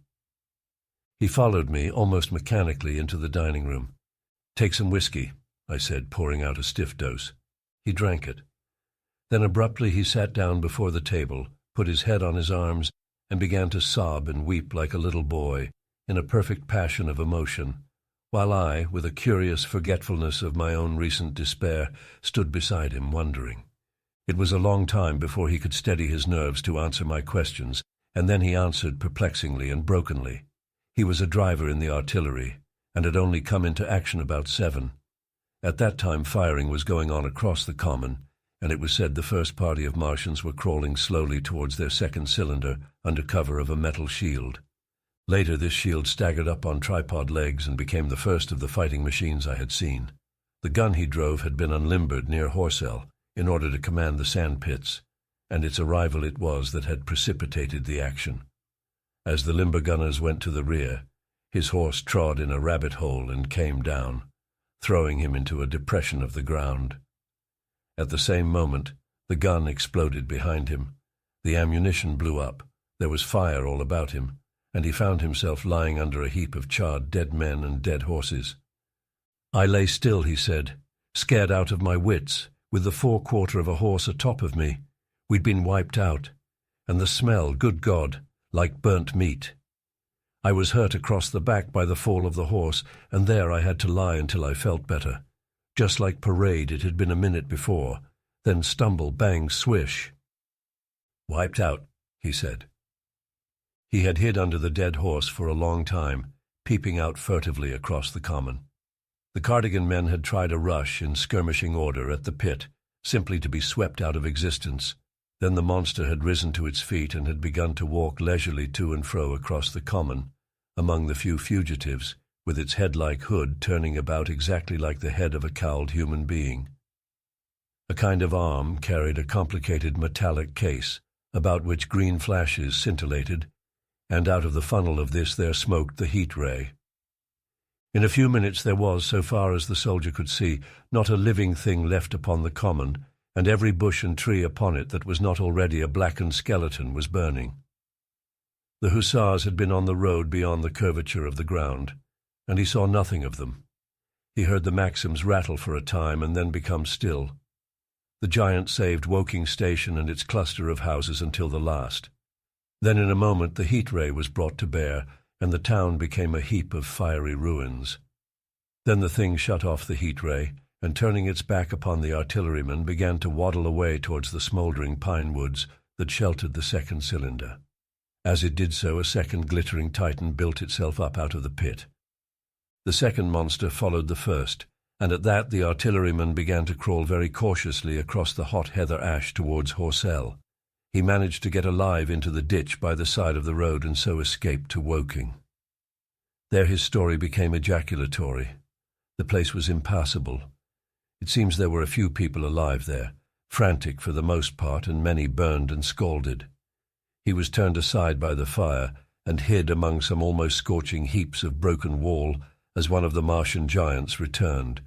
He saw this one pursue a man, catch him up in one of its steely tentacles, and knock his head against the trunk of a pine tree. At last, after nightfall, the artilleryman made a rush for it and got over the railway embankment. Since then he had been skulking along towards Maybury, in the hope of getting out of danger Londonward. People were hiding in trenches and cellars, and many of the survivors had made off towards Woking village and Send. He had been consumed with thirst until he found one of the water mains near the railway arch smashed, and the water bubbling out like a spring upon the road. That was the story I got from him, bit by bit. He grew calmer, telling me and trying to make me see the things he had seen. He had eaten no food since midday, he told me early in his narrative, and I found some mutton and bread in the pantry and brought it into the room. We lit no lamp for fear of attracting the Martians, and ever and again our hands would touch upon bread or meat. As he talked, things about us came darkly out of the darkness, and the trampled bushes and broken rose trees outside the window grew distinct. It would seem that a number of men or animals had rushed across the lawn. I began to see his face, blackened and haggard, as no doubt mine was also. When we had finished eating, we went softly upstairs to my study, and I looked again out of the open window. In one night the valley had become a valley of ashes. The fires had dwindled now. Where flames had been there were now streamers of smoke, but the countless ruins of shattered and gutted houses and blasted and blackened trees that the night had hidden stood out now gaunt and terrible in the pitiless light of dawn. Yet here and there some object had had the luck to escape, a white railway signal here, the end of a greenhouse there, white and fresh amid the wreckage. Never before in the history of warfare had destruction been so indiscriminate and so universal, and shining with the growing light of the east, 3 of the metallic giants stood about the pit, their cowls rotating as though they were surveying the desolation they had made. It seemed to me that the pit had been enlarged, and ever and again puffs of vivid green vapour streamed up and out of it towards the brightening dawn, streamed up, whirled, broke, and vanished. Beyond were the pillars of fire about Chobham. They became pillars of bloodshot smoke at the first touch of day. What I saw of the destruction of Weybridge and Shepperton. As the dawn grew brighter, we withdrew from the window from which we had watched the Martians and went very quietly downstairs. The artilleryman agreed with me that the house was no place to stay in. He proposed, he said, to make his way Londonward, and thence rejoin his battery, number 12, of the Horse Artillery. My plan was to return at once to Leatherhead, and so greatly had the strength of the Martians impressed me that I had determined to take my wife to New Haven and go with her out of the country forthwith. For I already perceived clearly that the country about London must inevitably be the scene of a disastrous struggle before such creatures as these could be destroyed. Between us and Leatherhead, however, lay the third cylinder, with its guarding giants.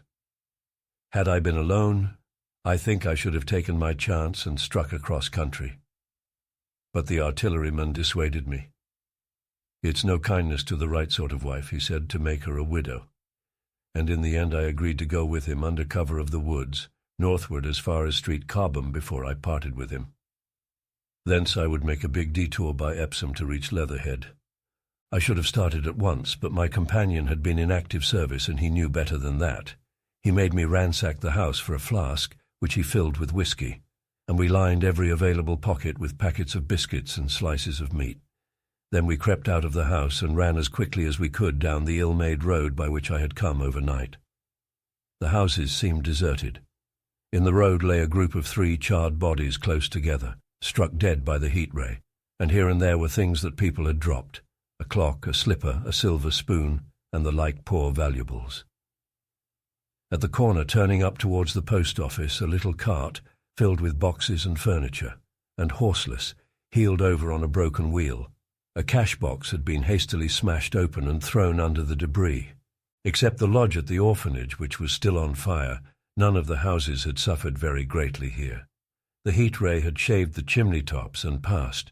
Yet, save ourselves, there did not seem to be a living soul on Maybury Hill. The majority of the inhabitants had escaped, I suppose, by way of the old Woking road, the road I had taken when I drove to Leatherhead, or they had hidden. We went down the lane by the body of the man in black, sodden now from the overnight hail, and broke into the woods at the foot of the hill.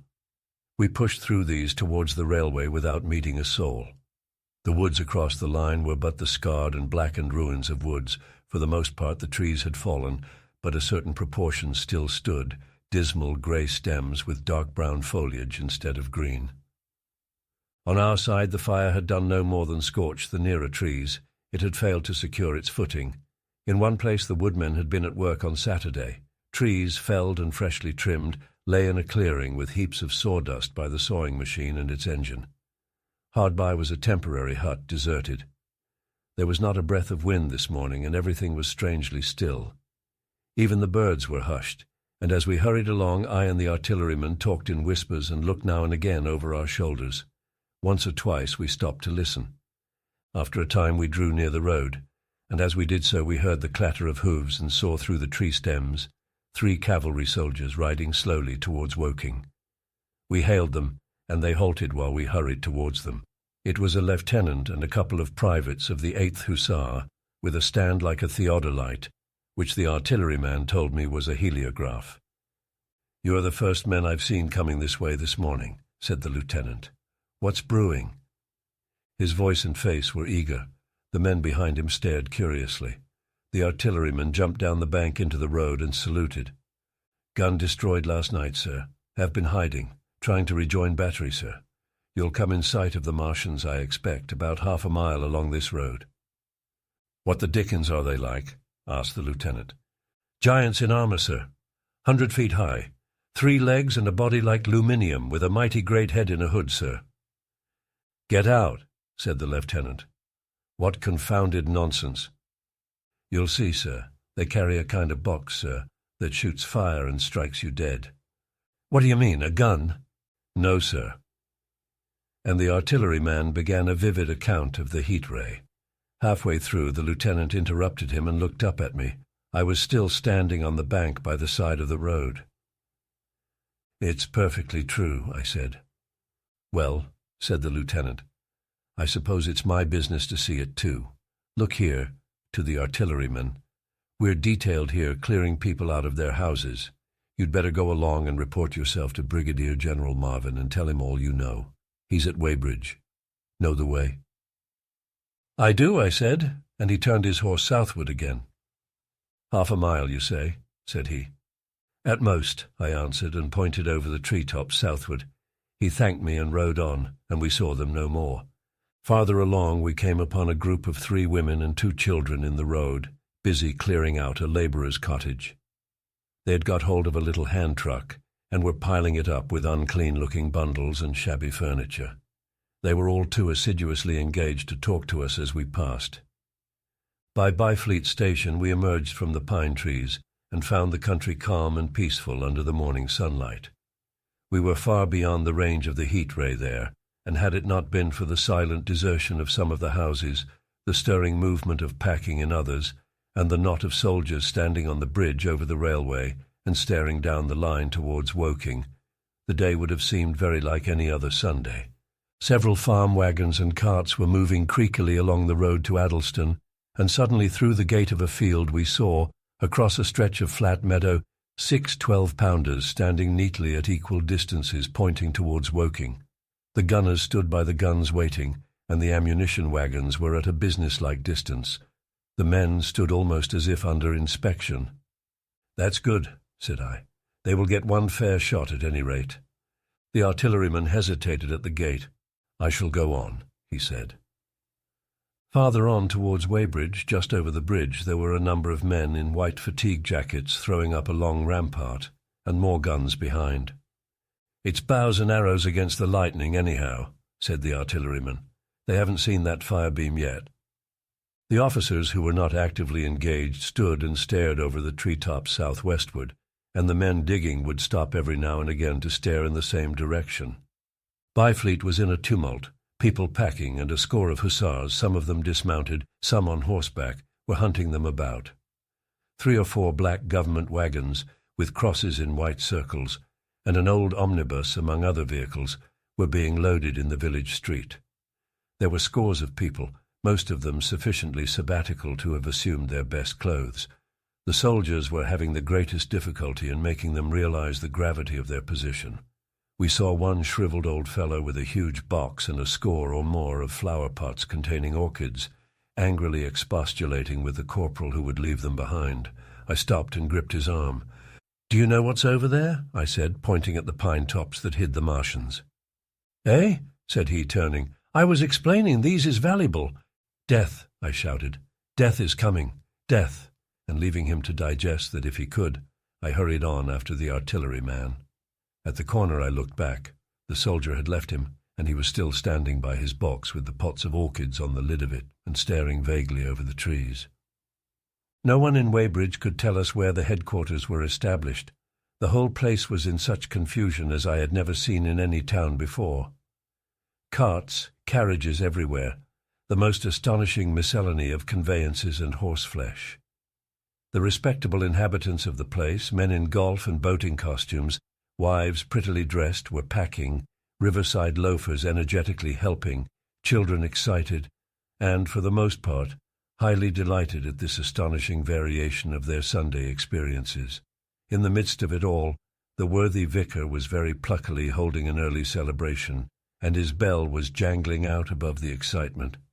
I and the artilleryman, seated on the step of the drinking fountain, made a very passable meal upon what we had brought with us. Patrols of soldiers, here no longer hussars but grenadiers in white, were warning people to move now, or to take refuge in their cellars as soon as the firing began.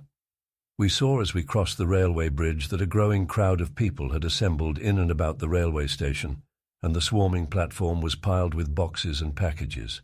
The ordinary traffic had been stopped, I believe, in order to allow of the passage of troops and guns to Chertsey, and I have heard since that a savage struggle occurred for places in the special trains that were put on at a later hour.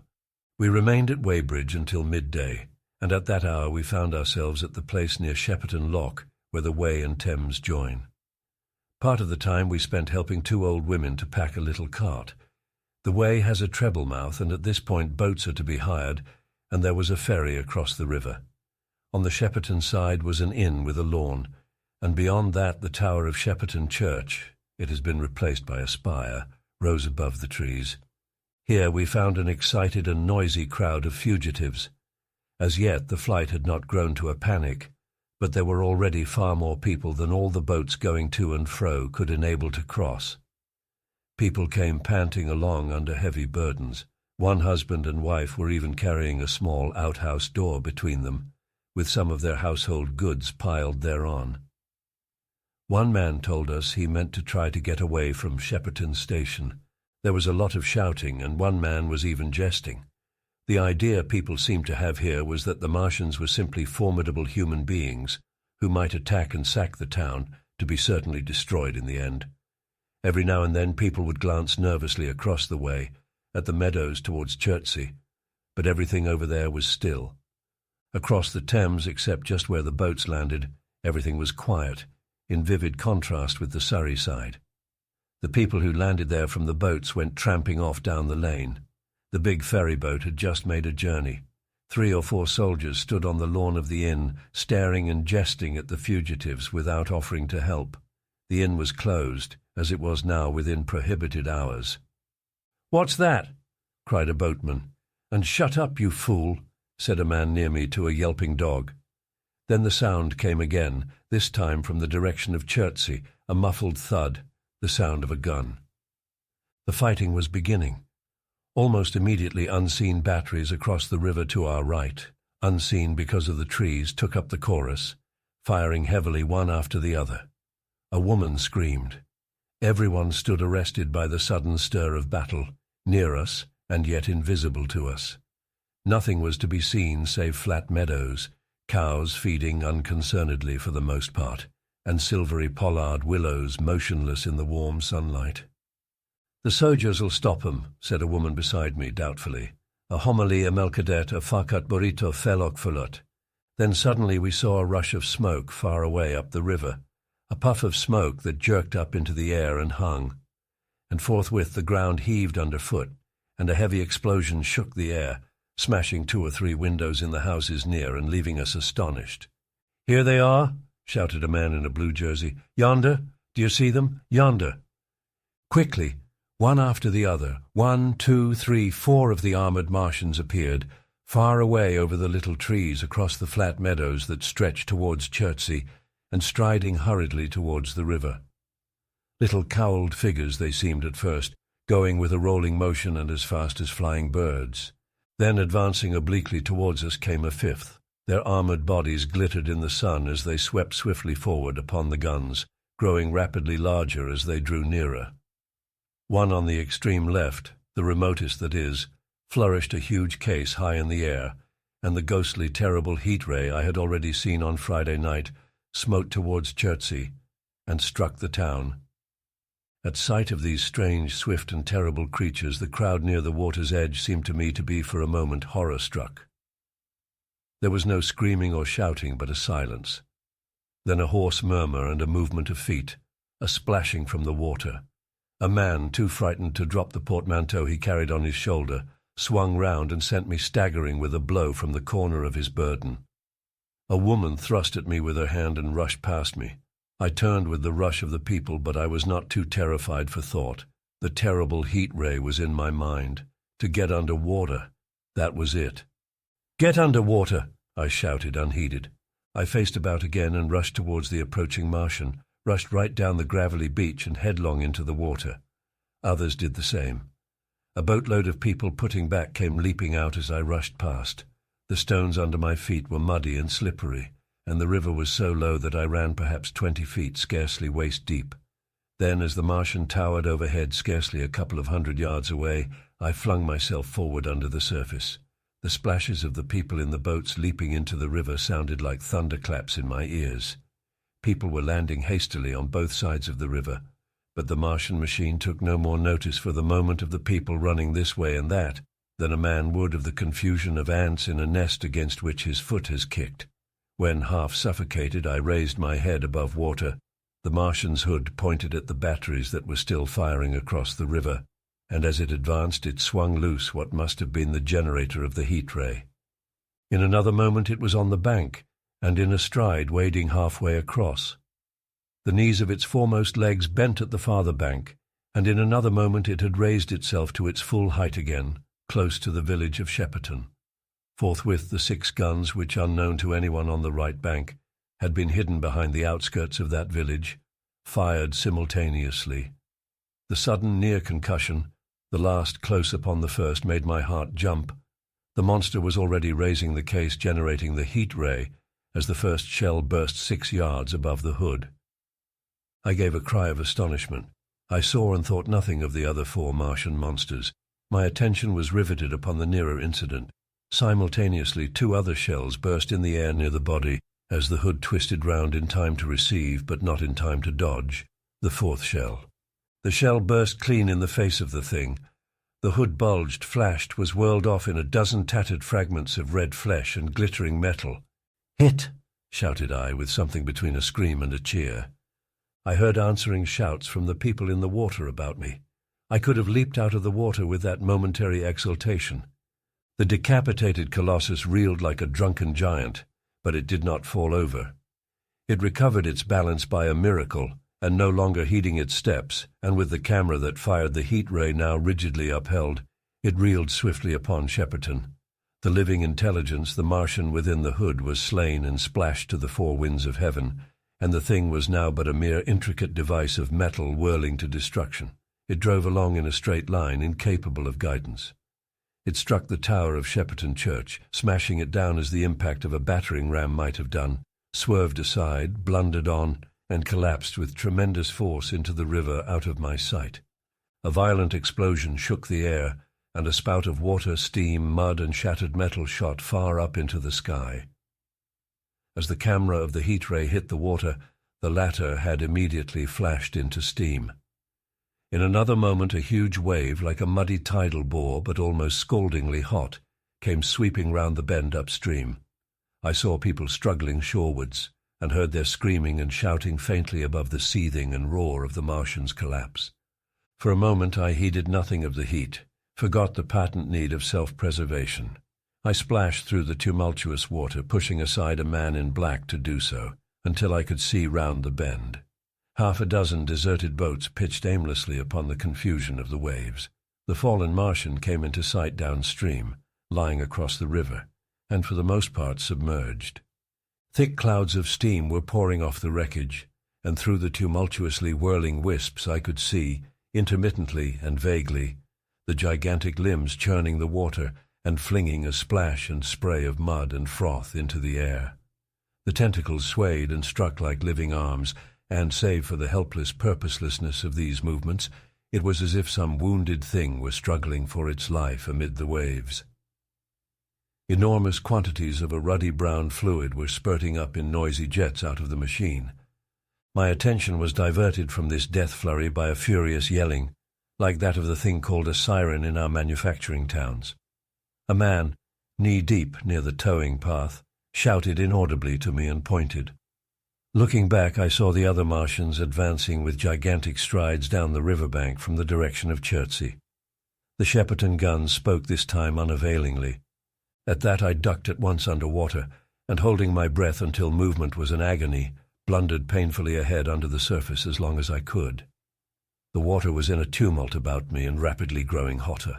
When for a moment I raised my head to take breath and throw the hair and water from my eyes, the steam was rising in a whirling white fog that at first hid the Martians altogether. The noise was deafening. Then I saw them dimly, colossal figures of grey magnified by the mist. They had passed by me, and 2 were stooping over the frothing, tumultuous ruins of their comrade. The 3rd and 4th stood beside him in the water, one perhaps 200 yards from me, the other towards Laleham. The generators of the heat rays waved high, and the hissing beams smote down this way and that. The air was full of sound, a deafening and confusing conflict of noises, the clangorous din of the Martians, the crash of falling houses, the thud of trees, fences, sheds flashing into flame, and the crackling and roaring of fire. Dense black smoke was leaping up to mingle with the steam from the river, and as the heat ray went to and fro over Weybridge, its impact was marked by flashes of incandescent white that gave place at once to a smoky dance of lurid flames. The nearer houses still stood intact, awaiting their fate, shadowy, faint, and pallid in the steam, with the fire behind them going to and fro. For a moment perhaps I stood there, breast high in the almost boiling water, dumbfounded at my position, hopeless of escape. Through the reek I could see the people who had been with me in the river scrambling out of the water through the reeds, like little frogs hurrying through grass from the advance of a man, or running to and fro in utter dismay on the towing path. Then suddenly the white flashes of the heat ray came leaping towards me. The houses caved in as they dissolved at its touch and darted out flames. The trees changed to fire with a roar. The ray flickered up and down the towing path, licking off the people who ran this way and that, and came down to the water's edge not 50 yards from where I stood. It swept across the river to Shepperton, and the water in its track rose in a boiling wheel crested with steam. I turned shoreward. In another moment the huge wave, well nigh at the boiling point, had rushed upon me. I screamed aloud and scolded, half-blinded, agonized. I staggered through the leaping, hissing water towards the shore. Had my foot stumbled, it would have been the end. I fell helplessly in full sight of the Martians, upon the broad, bare, gravelly spit that runs down to mark the angle of the Wey and Thames. I expected nothing but death.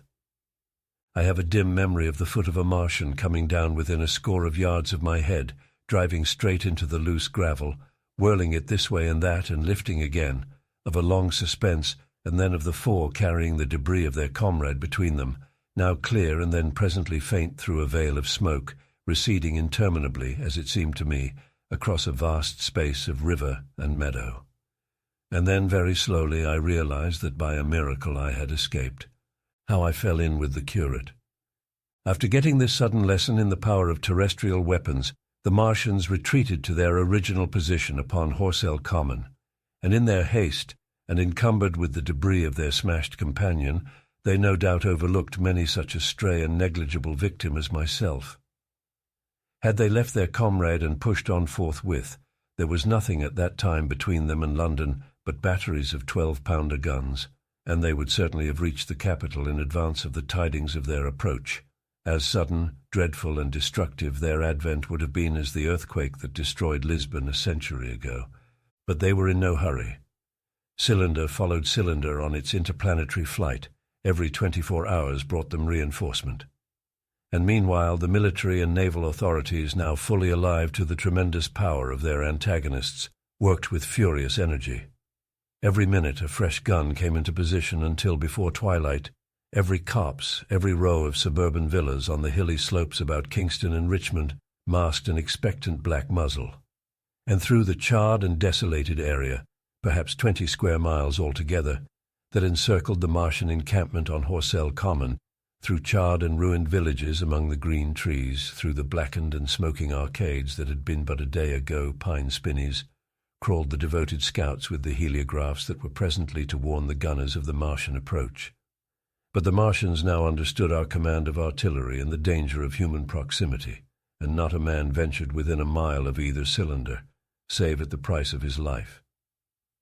It would seem that these giants spent the earlier part of the afternoon in going to and fro, transferring everything from the second and third cylinders, the second in Addlestone golf links and the third at Pirford, to their original pit on Horsell Common.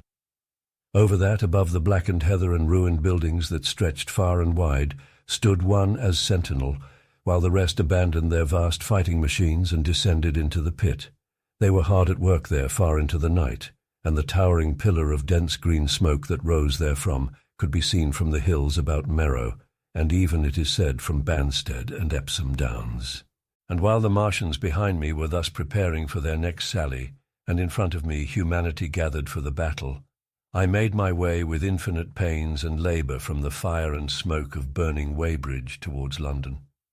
I saw an abandoned boat, very small and remote, drifting downstream, and throwing off the most of my sodden clothes, I went after it, gained it, and so escaped out of that destruction.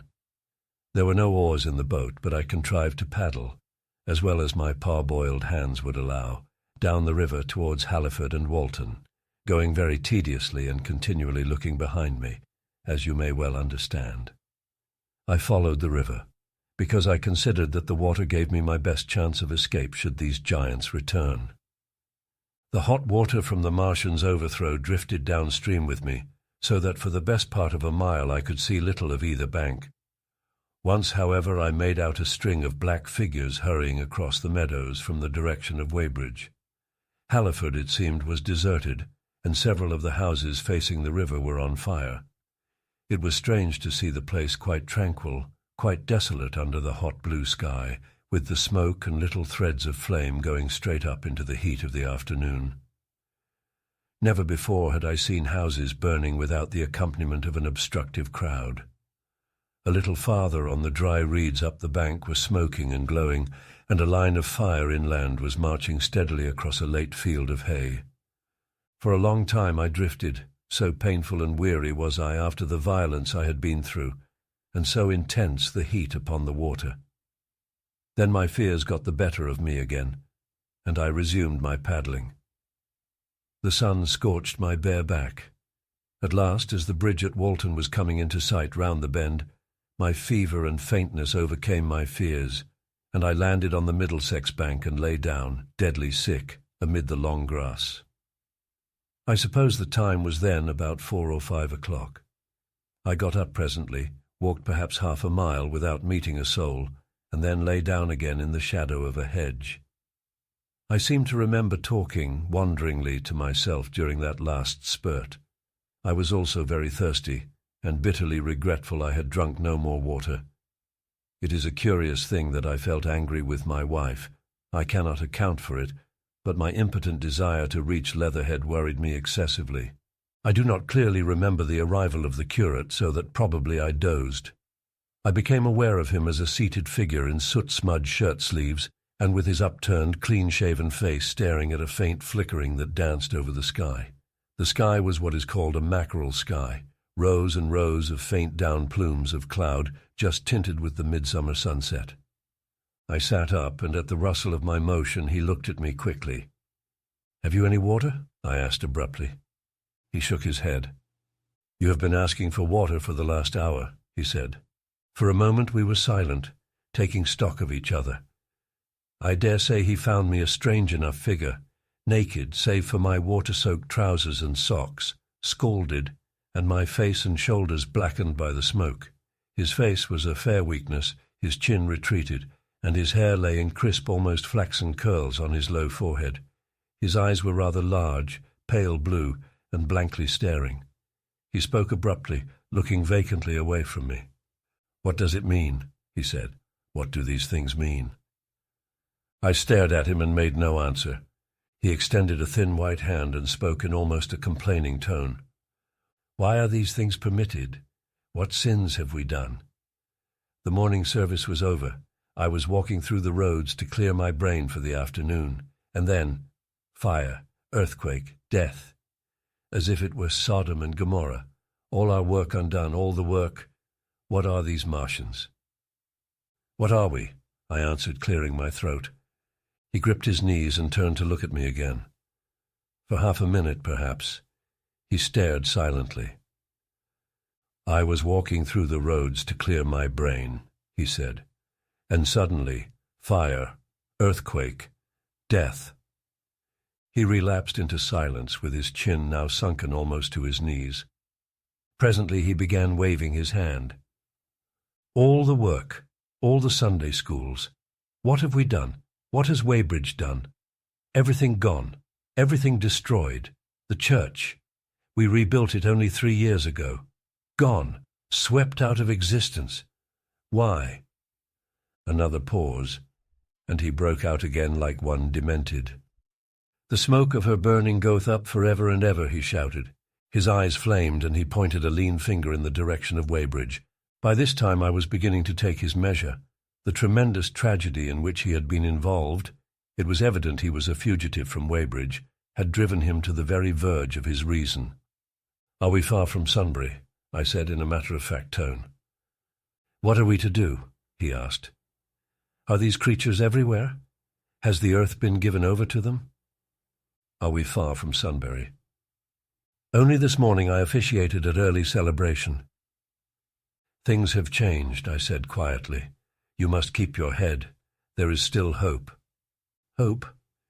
"Yes. plentiful hope, for all this destruction? I began to explain my view of our position.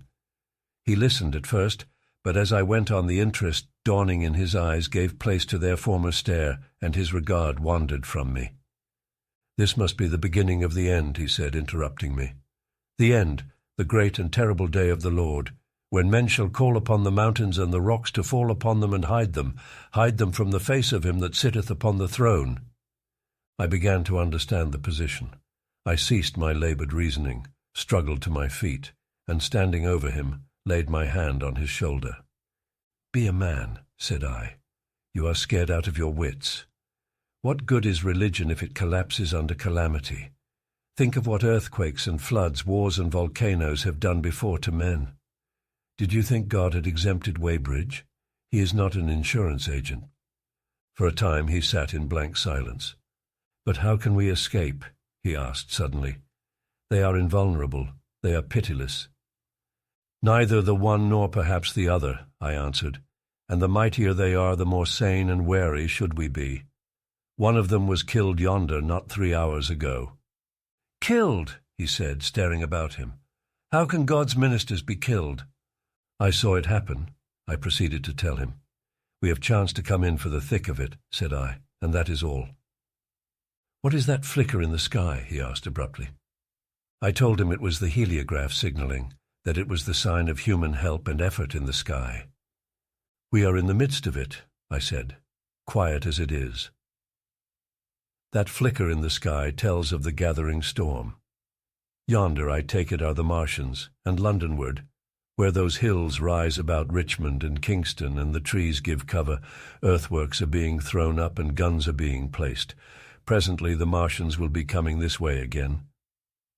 And even as I spoke, he sprang to his feet and stopped me by a gesture. "Listen," he said. From beyond the low hills across the water came the dull resonance of distant guns and a remote, weird crying. Then everything was still. A cockchafer came droning over the hedge and past us. High in the west the crescent moon hung faint and pale above the smoke of Weybridge and Shepperton, and the hot, still splendor of the sunset. "We had better follow this path," I said. "Northward." "In London. My younger brother was in London when the Martians fell at Woking. He was a medical student working for an imminent examination, and he heard nothing of the arrival until Saturday morning.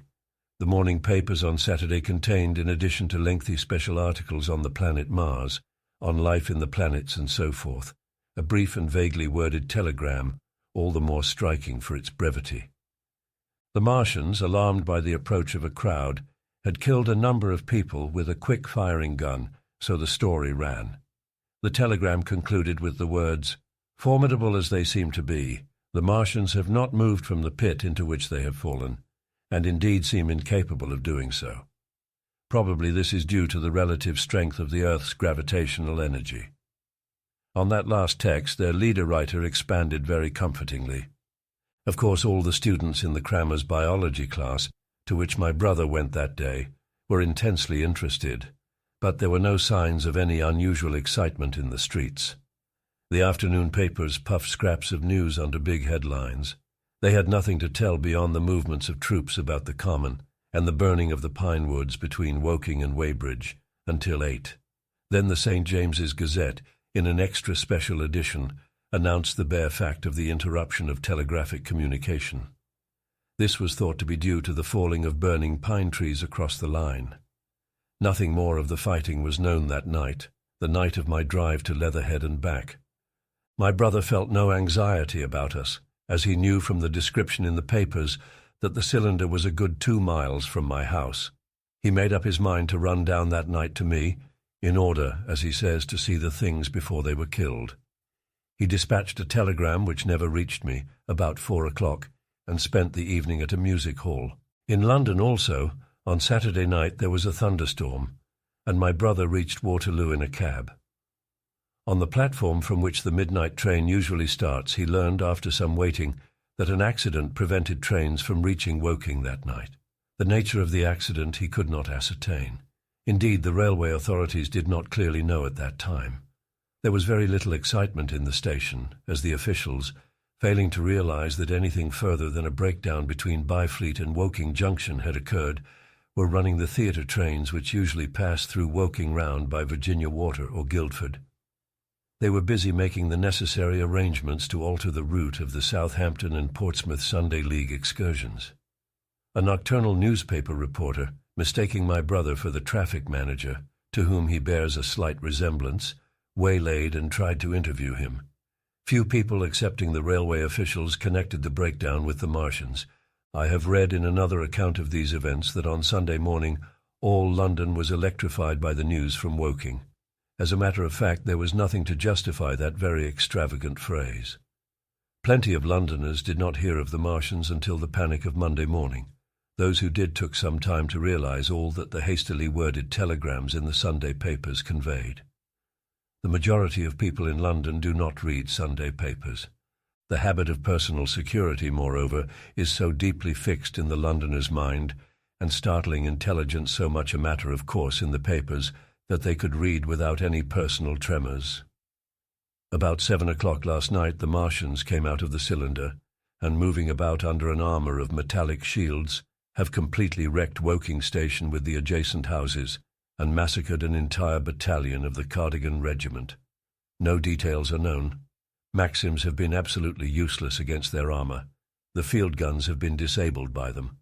Flying hussars have been galloping into Chertsey. The Martians appear to be moving slowly towards Chertsey or Windsor.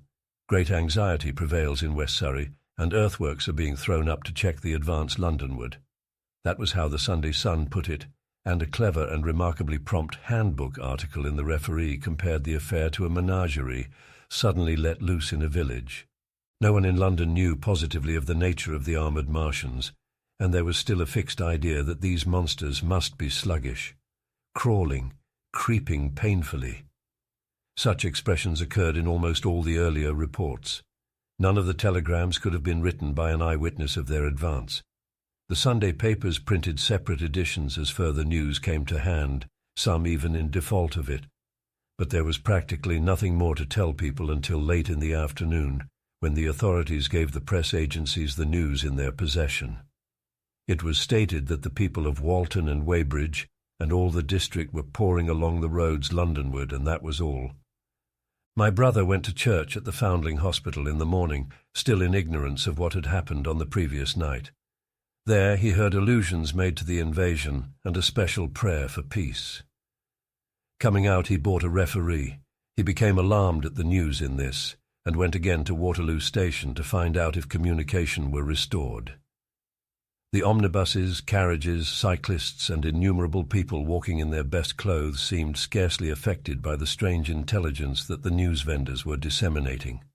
People were interested or, if alarmed only on account of the local residents. At the station he heard for the first time that the Windsor and Chertsey lines were now interrupted. The porters told him that several remarkable telegrams had been received in the morning from Byfleet and Chertsey stations, but that these had abruptly ceased. My brother could get very little precise detail out of them. "There's fighting going on about Weybridge," was the extent of their information. The train service was now very much disorganized. Quite a number of people who had been expecting friends from places on the southwestern network were standing about the station. One grey-headed old gentleman came and abused the Southwestern Company bitterly to my brother. "It wants showing up," he said. 1 or 2 trains came in from Richmond, Putney, and Kingston, containing people who had gone out for a day's boating and found the locks closed and a feeling of panic in the air. A man in a blue and white blazer addressed my brother, full of strange tidings. "There's hosts of people driving into Kingston in traps and carts and things, with boxes of valuables and all that," he said. "They come from Molesey and Weybridge and Walton, and they say there's been guns heard at Chertsey, heavy firing, and that mounted soldiers have told them to get off at once because the Martians are coming. We heard guns firing at Hampton Court Station, but we thought it was thunder.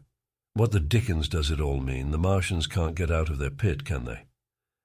My brother could not tell him.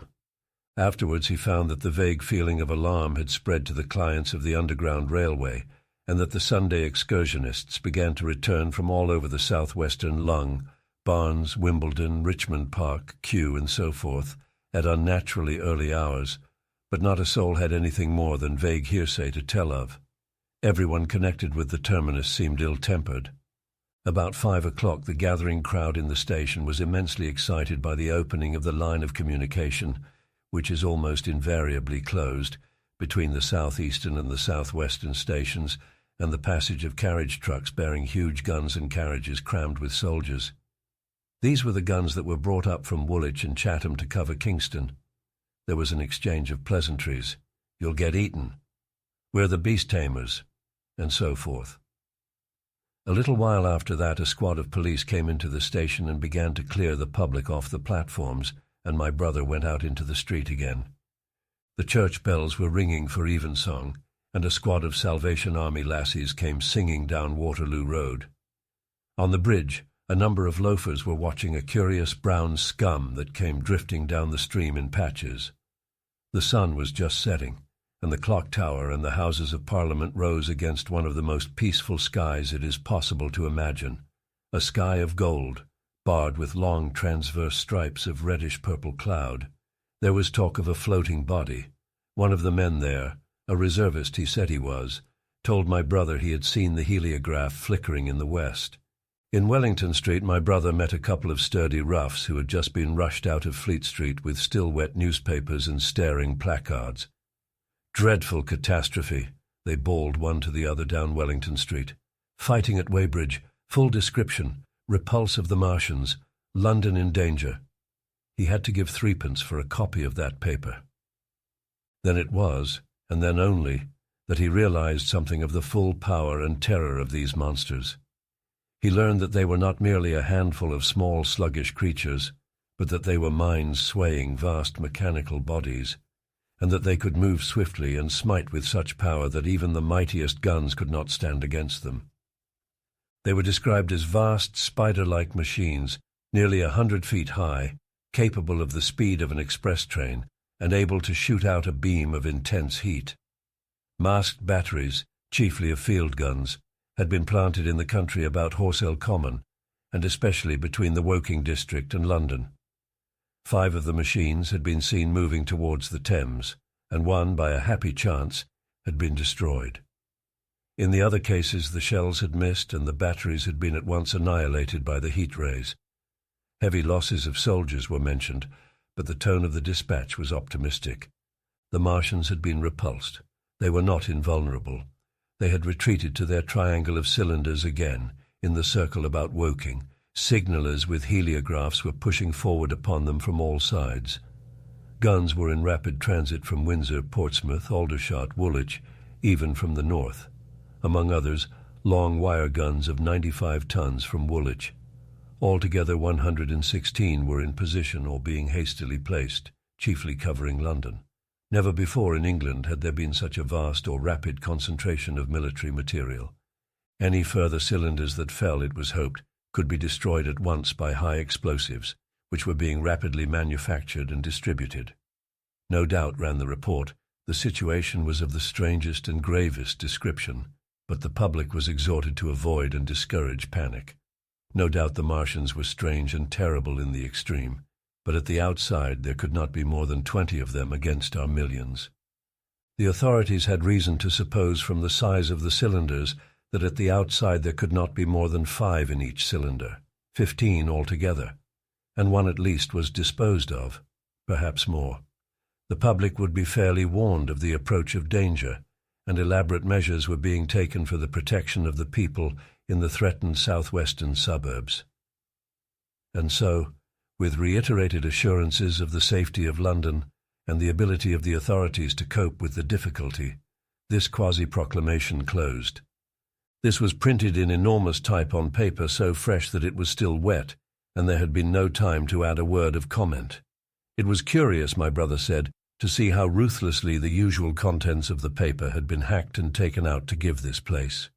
All down Wellington Street people could be seen fluttering out the pink sheets and reading, and the Strand was suddenly noisy with the voices of an army of hawkers following these pioneers. Men came scrambling off buses to secure copies. Certainly this news excited people intensely, whatever their previous apathy. The shutters of a map shop in the Strand were being taken down. my brother said, and a man in his Sunday raiment, lemon-yellow gloves even, was visible inside the window, hastily fastening maps of Surrey to the glass. Going on along the Strand to Trafalgar Square, the paper in his hand, my brother saw some of the fugitives from West Surrey. There was a man with his wife and 2 boys and some articles of furniture in a cart such as greengrocers use. He was driving from the direction of Westminster Bridge, and close behind him came a hay wagon with 5 or 6 respectable-looking people in it, and some boxes and bundles. The faces of these people were haggard, and their entire appearance contrasted conspicuously with the Sabbath-best appearance of the people on the omnibuses. People in fashionable clothing peeped at them out of cabs. They stopped at the square as if undecided which way to take, and finally turned eastward along the Strand. Some way behind these came a man in workday clothes, riding one of those old-fashioned tricycles with a small front wheel. He was dirty and white in the face. My brother turned down towards Victoria and met a number of such people. He had a vague idea that he might see something of me. He noticed an unusual number of police regulating the traffic. Some of the refugees were exchanging news with the people on the omnibuses. One was professing to have seen the Martians. Boilers on stilts, I tell you, striding along like men. Most of them were excited and animated by their strange experience. Beyond Victoria, the public houses were doing a lively trade with these arrivals. At all the street corners, groups of people were reading papers, talking excitedly, or staring at these unusual Sunday visitors. They seemed to increase as night drew on, until at last the roads, my brother said, were like Epsom High Street on a Derby day. My brother addressed several of these fugitives and got unsatisfactory answers from most. None of them could tell him any news of Woking except one man, who assured him that Woking had been entirely destroyed on the previous night. "I come from Byfleet," he said. "A man on a bicycle came through the place in the early morning and ran from door to door, warning us to come away. Then came soldiers. We went out to look, and there were clouds of smoke to the south. Nothing but smoke and not a soul coming that way. Then we heard the guns at Chertsey, and folks coming from Weybridge, so I've locked up my house and come on." At that time there was a strong feeling in the streets that the authorities were to blame for their incapacity to dispose of the invaders without all this inconvenience. About 8 o'clock a noise of heavy firing was distinctly audible all over the south of London. My brother could not hear it for the traffic in the main thoroughfares, but by striking through the quiet back streets to the river, he was able to distinguish it quite plainly. He walked from Westminster to his apartments near Regent's Park about 2. He was now very anxious on my account, and disturbed at the evident magnitude of the trouble. His mind was inclined to run, even as mine had run on Saturday, on military details. He thought of all those silent, expectant guns of the suddenly nomadic countryside. He tried to imagine boilers on stilts 100 feet high. There were 1 or 2 cartloads of refugees passing along Oxford Street and several in the Marylebone Road, but so slowly was the news spreading that Regent Street and Portland Place were full of their usual Sunday night promenaders, albeit they talked in groups, and along the edge of Regent's Park there were as many silent couples walking out together under the scattered gas lamps as ever there had been. The night was warm and still and a little oppressive. The sound of guns continued intermittently, and after midnight there seemed to be sheet lightning in the south. He read and reread the paper, fearing the worst had happened to me. He was restless, and after supper prowled out again aimlessly. He returned and tried in vain to divert his attention to his examination notes.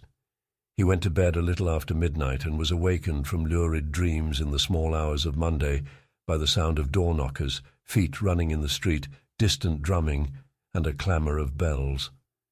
Red reflections danced on the ceiling. For a moment he lay astonished, wondering whether day had come or the world gone mad. Then he jumped out of bed and ran to the window.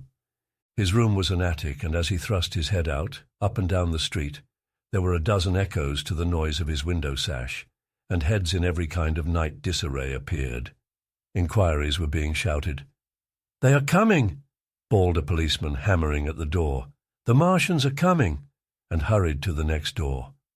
The sound of drumming and trumpeting came from the Albany Street barracks, and every church within earshot was hard at work killing sleep with a vehement, disorderly tocsin. There was a noise of doors opening, and window after window in the houses opposite flashed from darkness into yellow illumination. Up the street came galloping a closed carriage, bursting abruptly into noise at the corner, rising to a clattering climax under the window, and dying away slowly in the distance. Close on the rear of this came a couple of cabs, the forerunners of a long procession of flying vehicles, going for the most part to Chalk Farm Station, where the Northwestern special trains were loading up instead of coming down the gradient into Euston. For a long time my brother stared out of the window in blank astonishment, watching the policemen hammering at door after door and delivering their incomprehensible message. Then the door behind him opened, and the man who lodged across the landing came in, dressed only in shirt, trousers, and slippers, his braces loose about his waist, his hair disordered from his pillow. "What the devil is it?" he asked. "A fire. What a devil of a row." They both craned their heads out of the window, straining to hear what the policemen were shouting. People were coming out of the side streets and standing in groups at the corners talking. "What the devil is it all about?" said my brother's fellow lodger. My brother answered him vaguely and began to dress, running with each garment to the window in order to miss nothing of the growing excitement. And presently men selling unnaturally early newspapers came bawling into the street. London in danger of suffocation, the Kingston and Richmond defences forced, fearful massacres in the Thames Valley. And all about him, in the rooms below, in the houses on each side and across the road, and behind in the park terraces, and in the 100 other streets of that part of Marylebone, and the Westbourne Park district and St. Pancras, and westward and northward in Kilburn and St. John's Wood and Hampstead, and eastward in Shoreditch and Highbury, and Haggerston and Hoxton, and indeed through all the vastness of London from Ealing to East Ham, people were rubbing their eyes and opening windows to stare out and ask aimless questions, dressing hastily as the first breath of the coming storm of fear blew through the streets. It was the dawn of the Great Panic. London, which had gone to bed on Sunday night oblivious and inert, was awakened in the small hours of Monday morning to a vivid sense of danger. Unable from his window to learn what was happening, my brother went down and out into the street, just as the sky between the parapets of the houses grew pink with the early dawn. The flying people on foot and in vehicles grew more numerous every moment. "Black smoke!" he heard people crying, and again, "Black smoke!" The contagion of such a unanimous fear was inevitable. As my brother hesitated on the doorstep, he saw another news vendor approaching and got a paper forthwith. The man was running away with the rest and selling his papers for $1 each as he ran, a grotesque mingling of profit and panic. And from this paper my brother read that catastrophic dispatch of the Commander-in-Chief. "The Martians are able to discharge enormous clouds of a black and poisonous vapor by means of rockets. They have smothered our batteries, destroyed Richmond, Kingston, and Wimbledon, and are advancing slowly towards London, destroying everything on the way. It is impossible to stop them. There is no safety from the black smoke but in instant flight." That was all, but it was enough. The whole population of the great 6 million city was stirring, slipping, running. Presently it would be pouring en masse northward. "Black smoke!" the voices cried. "Fire!" The bells of the neighbouring church made a jangling tumult. A cart carelessly driven smashed, amid shrieks and curses, against the water trough up the street. Sickly yellow lights went to and fro in the houses, and some of the passing cabs flaunted unextinguished lamps. And overhead the dawn was growing brighter, clear and steady and calm. He heard footsteps running to and fro in the rooms and up and down stairs behind him. His landlady came to the door, loosely wrapped in dressing gown and shawl. Her husband followed, ejaculating. As my brother began to realize the import of all these things, he turned hastily to his own room, put all his available money, some £10 altogether, into his pockets, and went out again into the streets. What had happened in Surrey?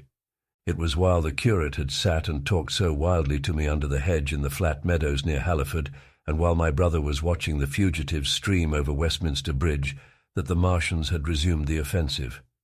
So far as one can ascertain from the conflicting accounts that have been put forth, the majority of them remained busied with preparations in the Horsell pit until 9 that night, hurrying on some operation that disengaged huge volumes of green smoke.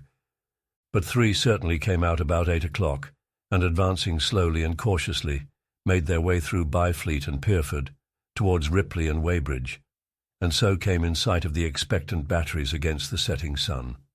These Martians did not advance in a body, but in a line, each perhaps a mile and a half from his nearest fellow. They communicated with one another by means of siren-like howls, running up and down the scale from one note to another. It was this howling and firing of the guns at Ripley and St. George's Hill that we had heard at Upper Halliford. The Ripley gunners, unseasoned artillery volunteers who ought never to have been placed in such a position, fired one wild, premature, ineffectual volley and bolted on horse and foot through the deserted village, while the Martian, without using his heat ray, walked serenely over their guns, stepped gingerly among them, passed in front of them, and so came unexpectedly upon the guns in Payne's Hill Park, which he destroyed. The St. George's Hill men, however, were better led or of a better mettle. Hidden by a pine wood as they were, they seemed to have been quite unsuspected by the Martian nearest to them. They laid their guns as deliberately as if they had been on parade, and fired at about 1,000 yards range. The shells flashed all round him, and he was seen to advance a few paces, stagger, and go down. Everybody yelled together, and the guns were reloaded in frantic haste. The overthrown Martian set up a prolonged ululation, and immediately a second glittering giant, answering him, appeared over the trees to the south. It would seem that a leg of the tripod had been smashed by one of the shells. The whole of the second volley flew wide of the Martian on the ground, and simultaneously both his companions brought their heat rays to bear on the battery. The ammunition blew up, the pine trees all about the guns flashed into fire, and only 1 or 2 of the men who were already running over the crest of the hill escaped. After this it would seem that the 3 took counsel together and halted, and the scouts who were watching them report that they remained absolutely stationary for the next half-hour. The Martian who had been overthrown crawled tediously out of his hood, a small brown figure, oddly suggestive from that distance of a speck of blight, and apparently engaged in the repair of his support. About 9 he had finished, for his cowl was then seen above the trees again. It was a few minutes past 9 that night when these 3 sentinels were joined by 4 other Martians, each carrying a thick black tube. A similar tube was handed to each of the 3, and the 7 proceeded to distribute themselves at equal distances along a curved line between St. George's Hill, Weybridge, and the village of Send, southwest of Ripley. A dozen rockets sprang out of the hills before them so soon as they began to move, and warned the waiting batteries about Ditton and Esher. At the same time 4 of their fighting machines, similarly armed with tubes, crossed the river, and 2 of them, black against the western sky, came into sight of myself and the curate as we hurried wearily and painfully along the road that runs northward out of Halliford. They moved, as it seemed to us, upon a cloud, for a milky mist covered the fields and rose to 1/3 of their height. At this sight the curate cried faintly in his throat and began running, but I knew it was no good running from a Martian, and I turned aside and crawled through dewy nettles and brambles into the broad ditch by the side of the road. He looked back, saw what I was doing, and turned to join me.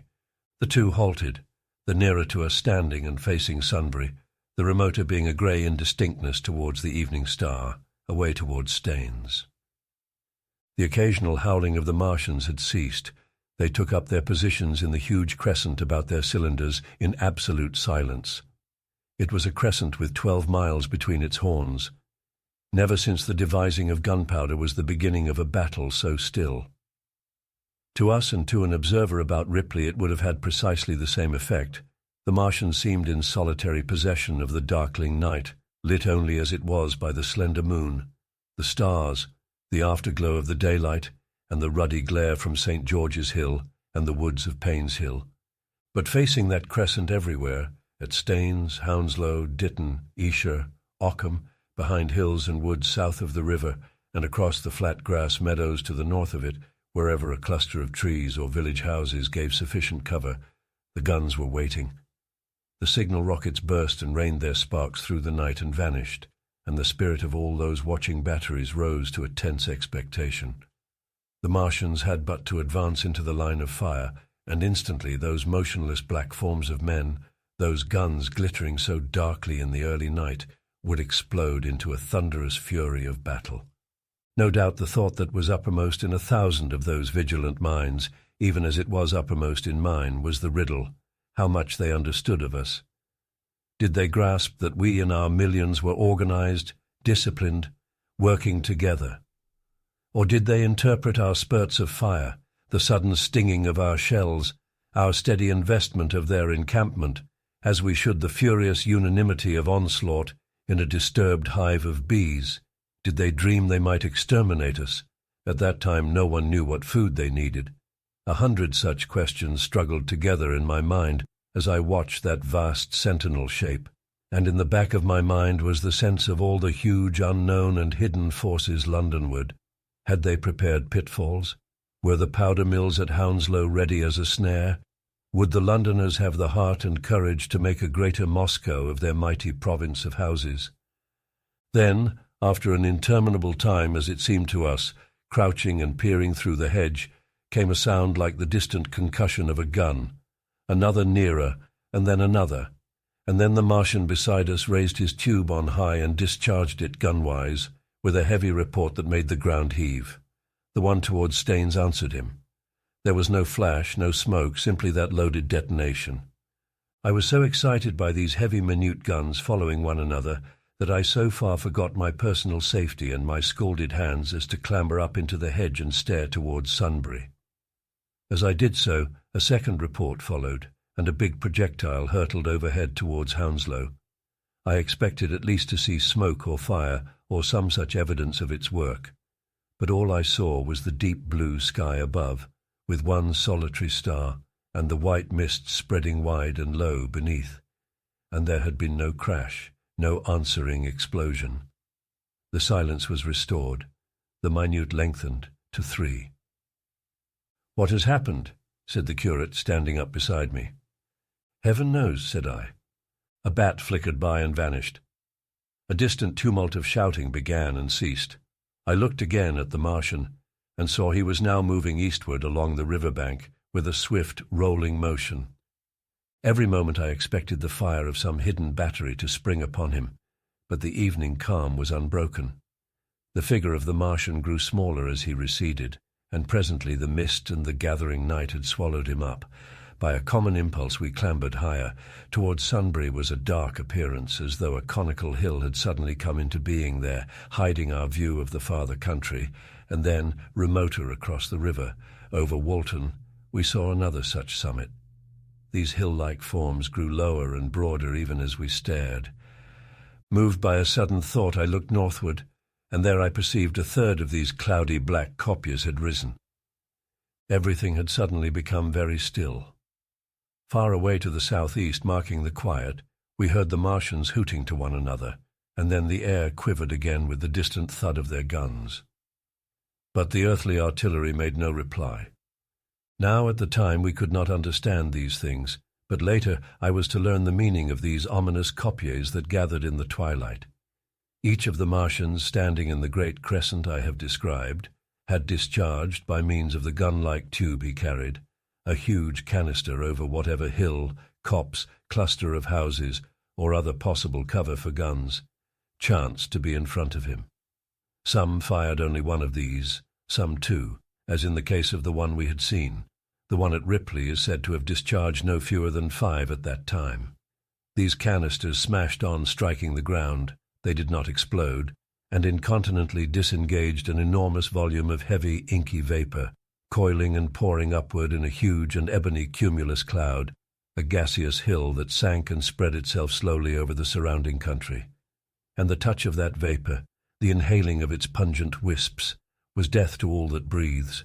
It was heavy, this vapor, heavier than the densest smoke, so that after the first tumultuous uprush and outflow of its impact, it sank down through the air and poured over the ground in a manner rather liquid than gaseous, abandoning the hills and streaming into the valleys and ditches and watercourses, even as I have heard the carbonic acid gas that pours from volcanic clefts is wont to do.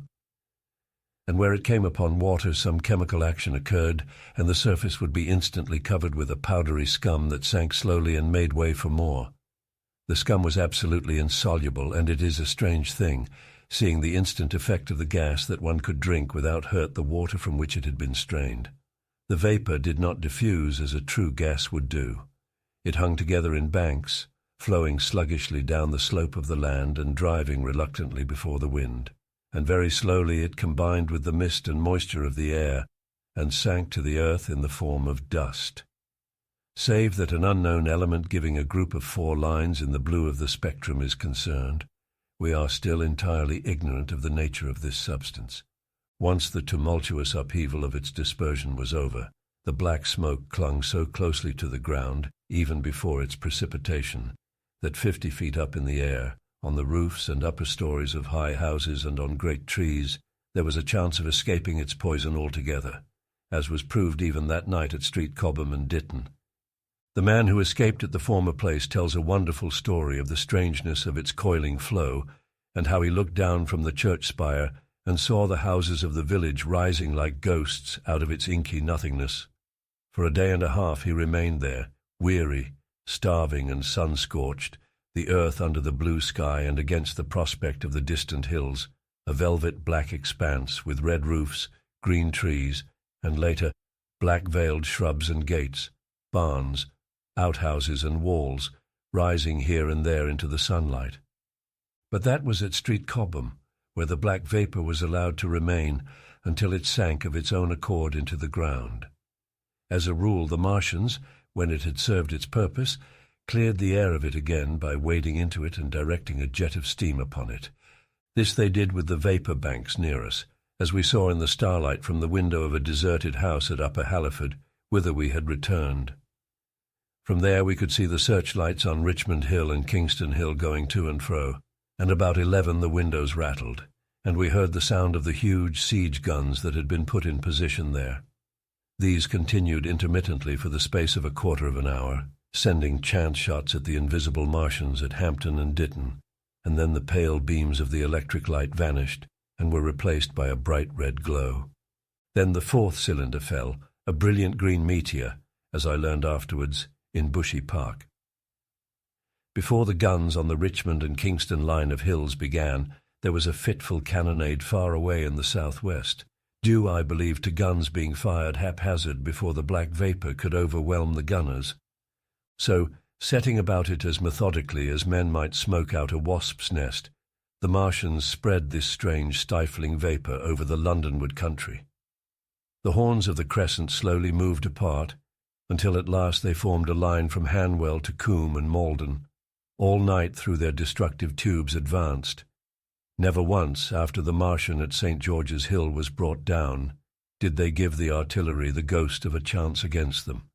Wherever there was a possibility of guns being laid for them unseen, a fresh canister of the black vapour was discharged, and where the guns were openly displayed, the heat ray was brought to bear. By midnight the blazing trees along the slopes of Richmond Park and the glare of Kingston Hill threw their light upon a network of black smoke, blotting out the whole valley of the Thames and extending as far as the eye could reach.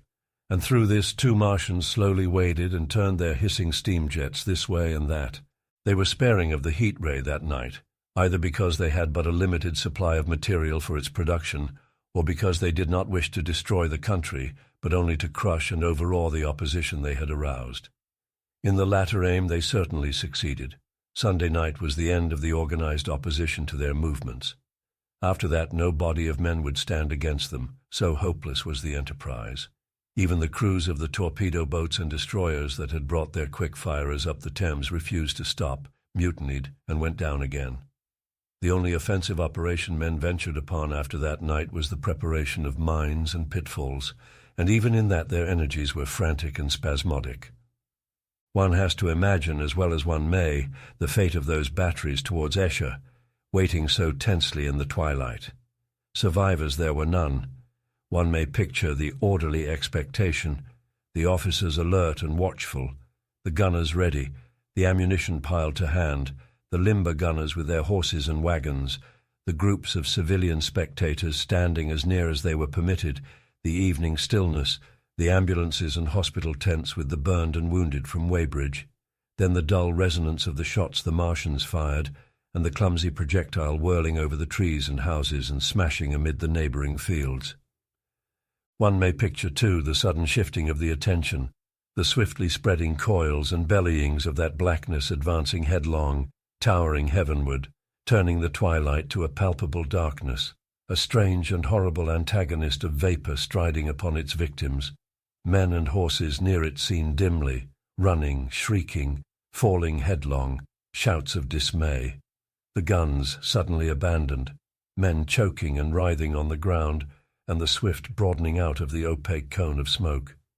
And then night and extinction, nothing but a silent mass of impenetrable vapour, hiding its dead. Before dawn the black vapour was pouring through the streets of Richmond, and the disintegrating organism of government was, with a last expiring effort, rousing the population of London to the necessity of flight, the exodus from London. So you understand the roaring wave of fear that swept through the greatest city in the world just as Monday was dawning, the stream of flight rising swiftly to a torrent, lashing in a foaming tumult round the railway stations, banked up into a horrible struggle about the shipping in the Thames, and hurrying by every available channel northward and eastward. By 10 o'clock the police organisation, and by midday even the railway organisations, were losing coherency, losing shape and efficiency, guttering, softening, running at last in that swift liquefaction of the social body. All the railway lines north of the Thames and the southeastern people at Cannon Street had been warned by midnight on Sunday, and trains were being filled. People were fighting savagely for standing room in the carriages even at 2 o'clock. By 3, people were being trampled and crushed even in Bishopsgate Street, a couple of 100 yards or more from Liverpool Street Station. Revolvers were fired, people stabbed, and the policemen who had been sent to direct the traffic, exhausted and infuriated, were breaking the heads of the people they were called out to protect. And as the day advanced and the engine drivers and stokers refused to return to London, the pressure of the flight drove the people in an ever-thickening multitude away from the stations and along the northward-running roads. By midday, a Martian had been seen at Barnes, and a cloud of slowly sinking black vapour drove along the Thames and across the flats of Lambeth, cutting off all escape over the bridges in its sluggish advance. Another bank drove over Ealing and surrounded a little island of survivors on Castle Hill, alive but unable to escape. After a fruitless struggle to get aboard a northwestern train at Chalk Farm, the engines of the trains that had loaded in the goods yard there ploughed through shrieking people, and a dozen stalwart men fought to keep the crowd from crushing the driver against his furnace. My brother emerged upon the Chalk Farm road, dodged across through a hurrying swarm of vehicles, and had the luck to be foremost in the sack of a cycle shop. The front tire of the machine he got was punctured in dragging it through the window, but he got up and off, notwithstanding with no further injury than a cut wrist. The steep foot of Haverstock Hill was impassable owing to several overturned horses, and my brother struck into Belsize Road. So he got out of the fury of the panic and, skirting the Edgware Road, reached Edgware about 7, fasting and wearied, but well ahead of the crowd. Along the road people were standing in the roadway, curious, wondering. He was passed by a number of cyclists, some horsemen and 2 motor cars. A mile from Edgware the rim of the wheel broke and the machine became unrideable. He left it by the roadside and trudged through the village. There were shops half opened in the main street of the place, and people crowded on the pavement and in the doorways and windows, staring astonished at this extraordinary procession of fugitives that was beginning. He succeeded in getting some food at an inn. For a time he remained in Edgware, not knowing what next to do. The flying people increased in number. Many of them, like my brother, seemed inclined to loiter in the place. There was no fresh news of the invaders from Mars. At that time the road was crowded, but as yet far from congested. Most of the fugitives at that hour were mounted on cycles, but there were soon motor cars, hansom cabs and carriages hurrying along, and the dust hung in heavy clouds along the road to St. Albans. It was perhaps a vague idea of making his way to Chelmsford, where some friends of his lived, that at last induced my brother to strike into a quiet lane running eastward. Presently he came upon a stile, and crossing it, followed a footpath northeastward. He passed near several farmhouses and some little places whose names he did not learn. He saw a few fugitives until, in a grass lane towards High Barnet, he happened upon two ladies who became his fellow travellers. He came upon them just in time to save them.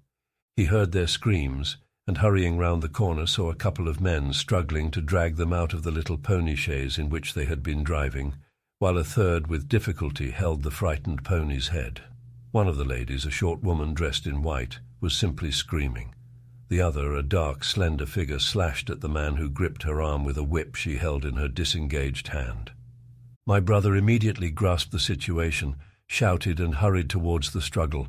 One of the men desisted and turned towards him, and my brother, realizing from his antagonist's face that a fight was unavoidable, and being an expert boxer, went into him forthwith and sent him down against the wheel of the chaise. It was no time for pugilistic chivalry, and my brother laid him quiet with a kick, and gripped the collar of the man who pulled at the slender lady's arm. He heard the clatter of hoofs. The whip stung across his face. A third antagonist struck him between the eyes, and the man he held wrenched himself free and made off down the lane in the direction from which he had come. Partly stunned, he found himself facing the man who had held the horse's head, and became aware of the chaise receding from him down the lane, swaying from side to side, and with the women in it looking back. The man before him, a burly rough, tried to close, and he stopped him with a blow in the face.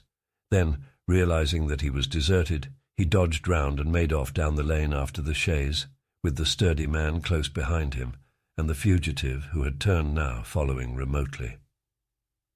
Suddenly he stumbled and fell. His immediate pursuer went headlong, and he rose to his feet to find himself with a couple of antagonists again.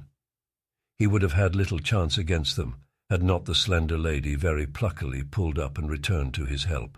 It seems she had had a revolver all this time, but it had been under the seat when she and her companion were attacked. She fired at 6 yards distance, narrowly missing my brother. The less courageous of the robbers made off, and his companion followed him, cursing his cowardice. They both stopped in sight down the lane, where the third man lay insensible.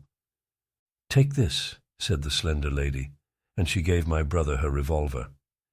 "Go back to the chaise," said my brother, wiping the blood from his split lip. She turned without a word. They were both panting, and they went back to where the lady in white struggled to hold back the frightened pony. The robbers had evidently had enough of it. When my brother looked again, they were retreating. "I'll sit here," said my brother, "if I may," and he got upon the empty front seat. The lady looked over her shoulder. "Give me the reins," she said, and laid the whip along the pony's side. In another moment a bend in the road hid the three men from my brother's eyes. So, quite unexpectedly, my brother found himself, panting, with a cut mouth, a bruised jaw, and blood-stained knuckles, driving along an unknown lane with these two women.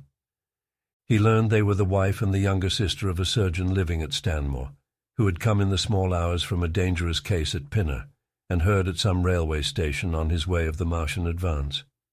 He had hurried home, roused the women, their servant had left them 2 days before, packed some provisions, put his revolver under the seat, luckily for my brother, and told them to drive on to Edgware, with the idea of getting a train there. He stopped behind to tell the neighbours. He would overtake them, he said, at about 4:30 in the morning, and now it was nearly 9, and they had seen nothing of him.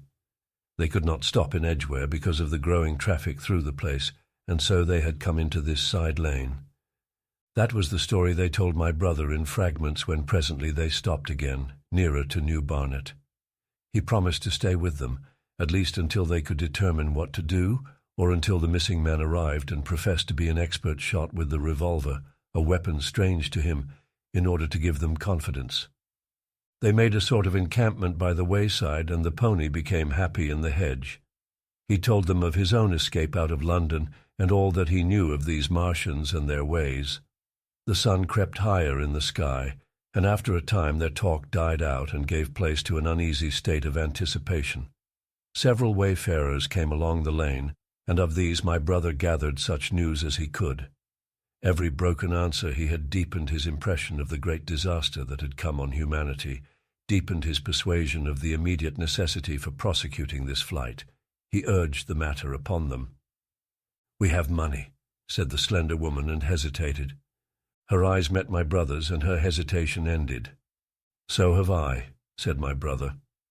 She explained that they had as much as £30 in gold, besides a £5 note, and suggested that with that they might get upon a train at St. Albans or New Barnet. My brother thought that was hopeless, seeing the fury of the Londoners to crowd upon the trains, and broached his own idea of striking across Essex towards Harwich, and thence escaping from the country altogether. Mrs. Elphinstone, that was the name of the woman in white, would listen to no reasoning, and kept calling upon George, but her sister-in-law was astonishingly quiet and deliberate, and at last agreed to my brother's suggestion. So, designing to cross the Great North Road, they went on towards Barnet, my brother leading the pony to save it as much as possible. As the sun crept up the sky, the day became excessively hot, and underfoot a thick whitish sand grew burning and blinding, so that they travelled only very slowly. The hedges were grey with dust, and as they advanced towards Barnet, a tumultuous murmuring grew stronger. They began to meet more people. For the most part these were staring before them, murmuring indistinct questions, jaded, haggard, unclean. One man in evening dress passed them on foot, his eyes on the ground. They heard his voice, and looking back at him, saw one hand clutched in his hair and the other beating invisible things. His paroxysm of rage over, he went on his way without once looking back. As my brother's party went on towards the crossroads to the south of Barnet, they saw a woman approaching the road across some fields on their left, carrying a child and with 2 other children, and then passed a man in dirty black, with a thick stick in one hand and a small portmanteau in the other. Then round the corner of the lane, from between the villas that guarded it at its confluence with the high road, came a little cart drawn by a sweating black pony, and driven by a sallow youth in a bowler hat, grey with dust. There were 3 girls, East End factory girls, and a couple of little children crowded in the cart. "This'll take us round Edgware?" asked the driver, wild-eyed, white-faced, and when my brother told him it would if he turned to the left, he whipped up at once without the formality of thanks. My brother noticed a pale grey smoke or haze rising among the houses in front of them and veiling the white facade of a terrace beyond the road that appeared between the backs of the villas. Mrs. Elphinstone suddenly cried out at a number of tongues of smoky red flame leaping up above the houses in front of them against the hot blue sky. The tumultuous noise resolved itself now into the disorderly mingling of many voices, the gride of many wheels, the creaking of wagons, and the staccato of hoofs. The lane came round sharply, not 50 yards from the crossroads. "Good heavens!" cried Mrs. Elphinstone. "What is this you are driving us into?" My brother stopped. For the main road was a boiling stream of people, a torrent of human beings rushing northward, one pressing on another. A great bank of dust, white and luminous in the blaze of the sun, made everything within 20 feet of the ground grey and indistinct, and was perpetually renewed by the hurrying feet of a dense crowd of horses and of men and women on foot, and by the wheels of vehicles of every description. "Way!" my brother heard voices crying. "Make way!" It was like riding into the smoke of a fire to approach the meeting point of the lane and road. The crowd roared like a fire, and the dust was hot and pungent. And indeed, a little way up the road, a villa was burning and sending rolling masses of black smoke across the road to add to the confusion. 2 men came past them, then a dirty woman carrying a heavy bundle and weeping. A lost retriever dog with hanging tongue circled dubiously round them, scared and wretched, and fled at my brother's threat. So much as they could see of the road Londonward between the houses to the right was a tumultuous stream of dirty, hurrying people, pent in between the villas on either side. The blackheads, the crowded forms, grew into distinctness as they rushed towards the corner, hurried past and merged their individuality again in a receding multitude that was swallowed up at last in a cloud of dust. "Go on! Go on!" cried the voices. "Way! Way!" One man's hands pressed on the back of another. My brother stood at the pony's head. Irresistibly attracted, he advanced slowly, pace by pace, down the lane.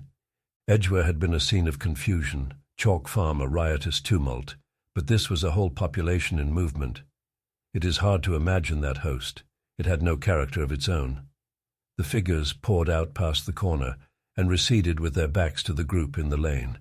Along the margin came those who were on foot, threatened by the wheels, stumbling in the ditches, blundering into one another. The carts and carriages crowded close upon one another, making little way for those swifter and more impatient vehicles that darted forward every now and then, when an opportunity showed itself of doing so, sending the people scattering against the fences and gates of the villas. "Push on," was the cry. "Push on, they are coming." In one cart stood a blind man in the uniform of the Salvation Army, gesticulating with his crooked fingers and bawling, "Eternity! Eternity!" His voice was hoarse and very loud, so that my brother could hear him long after he was lost to sight in the dust. Some of the people who crowded in the carts whipped stupidly at their horses and quarrelled with other drivers. Some sat motionless, staring at nothing with miserable eyes. Some gnawed their hands with thirst or lay prostrate in the bottoms of their conveyances. The horses' bits were covered with foam, their eyes bloodshot. There were cabs, carriages, shop carts, wagons beyond counting. A mail cart, a road cleaner's cart marked Vestry of St. Pancras, a huge timber wagon crowded with roughs. A brewer's dray rumbled by with its two near wheels splashed with fresh blood. "Clear the way!" cried the voices. "Clear the way!" "Eternity! Eternity!" came echoing down the road. There were sad, haggard women tramping by, well-dressed, with children that cried and stumbled, their dainty clothes smothered in dust, their weary faces smeared with tears. With many of these came men, sometimes helpful, sometimes lowering and savage. Fighting side by side with them pushed some weary street outcast in faded black rags, wide-eyed, loud-voiced and foul-mouthed. There were sturdy workmen thrusting their way along, wretched, unkempt men, clothed like clerks or shopmen, struggling spasmodically. A wounded soldier my brother noticed, men dressed in the clothes of railway porters, one wretched creature in a nightshirt with a coat thrown over it. But varied as its composition was, certain things all that host had in common. There were fear and pain on their faces, and fear behind them. A tumult up the road, a quarrel for a place in a wagon, sent the whole host of them quickening their pace. Even a man so scared and broken that his knees bent under him was galvanized for a moment into renewed activity. The heat and dust had already been at work upon this multitude.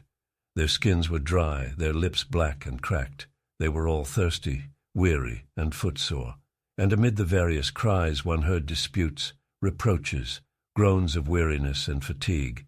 The voices of most of them were hoarse and weak. Through it all ran a refrain, "Way, way, the Martians are coming!" Few stopped and came aside from that flood. The lane opened slantingly into the main road with a narrow opening, and had a delusive appearance of coming from the direction of London. Yet a kind of eddy of people drove into its mouth, weaklings elbowed out of the stream, who for the most part rested but a moment before plunging into it again. A little way down the lane, with two friends bending over him, lay a man with a bare leg, wrapped about with bloody rags.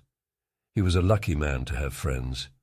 A little old man with a grey military moustache and a filthy black frock coat limped out and sat down beside the trap, removed his boot, his sock was blood-stained, shook out a pebble and hobbled on again, and then a little girl of 8 or 9, all alone, threw herself under the hedge close by my brother, weeping, "I can't go on, I can't go on."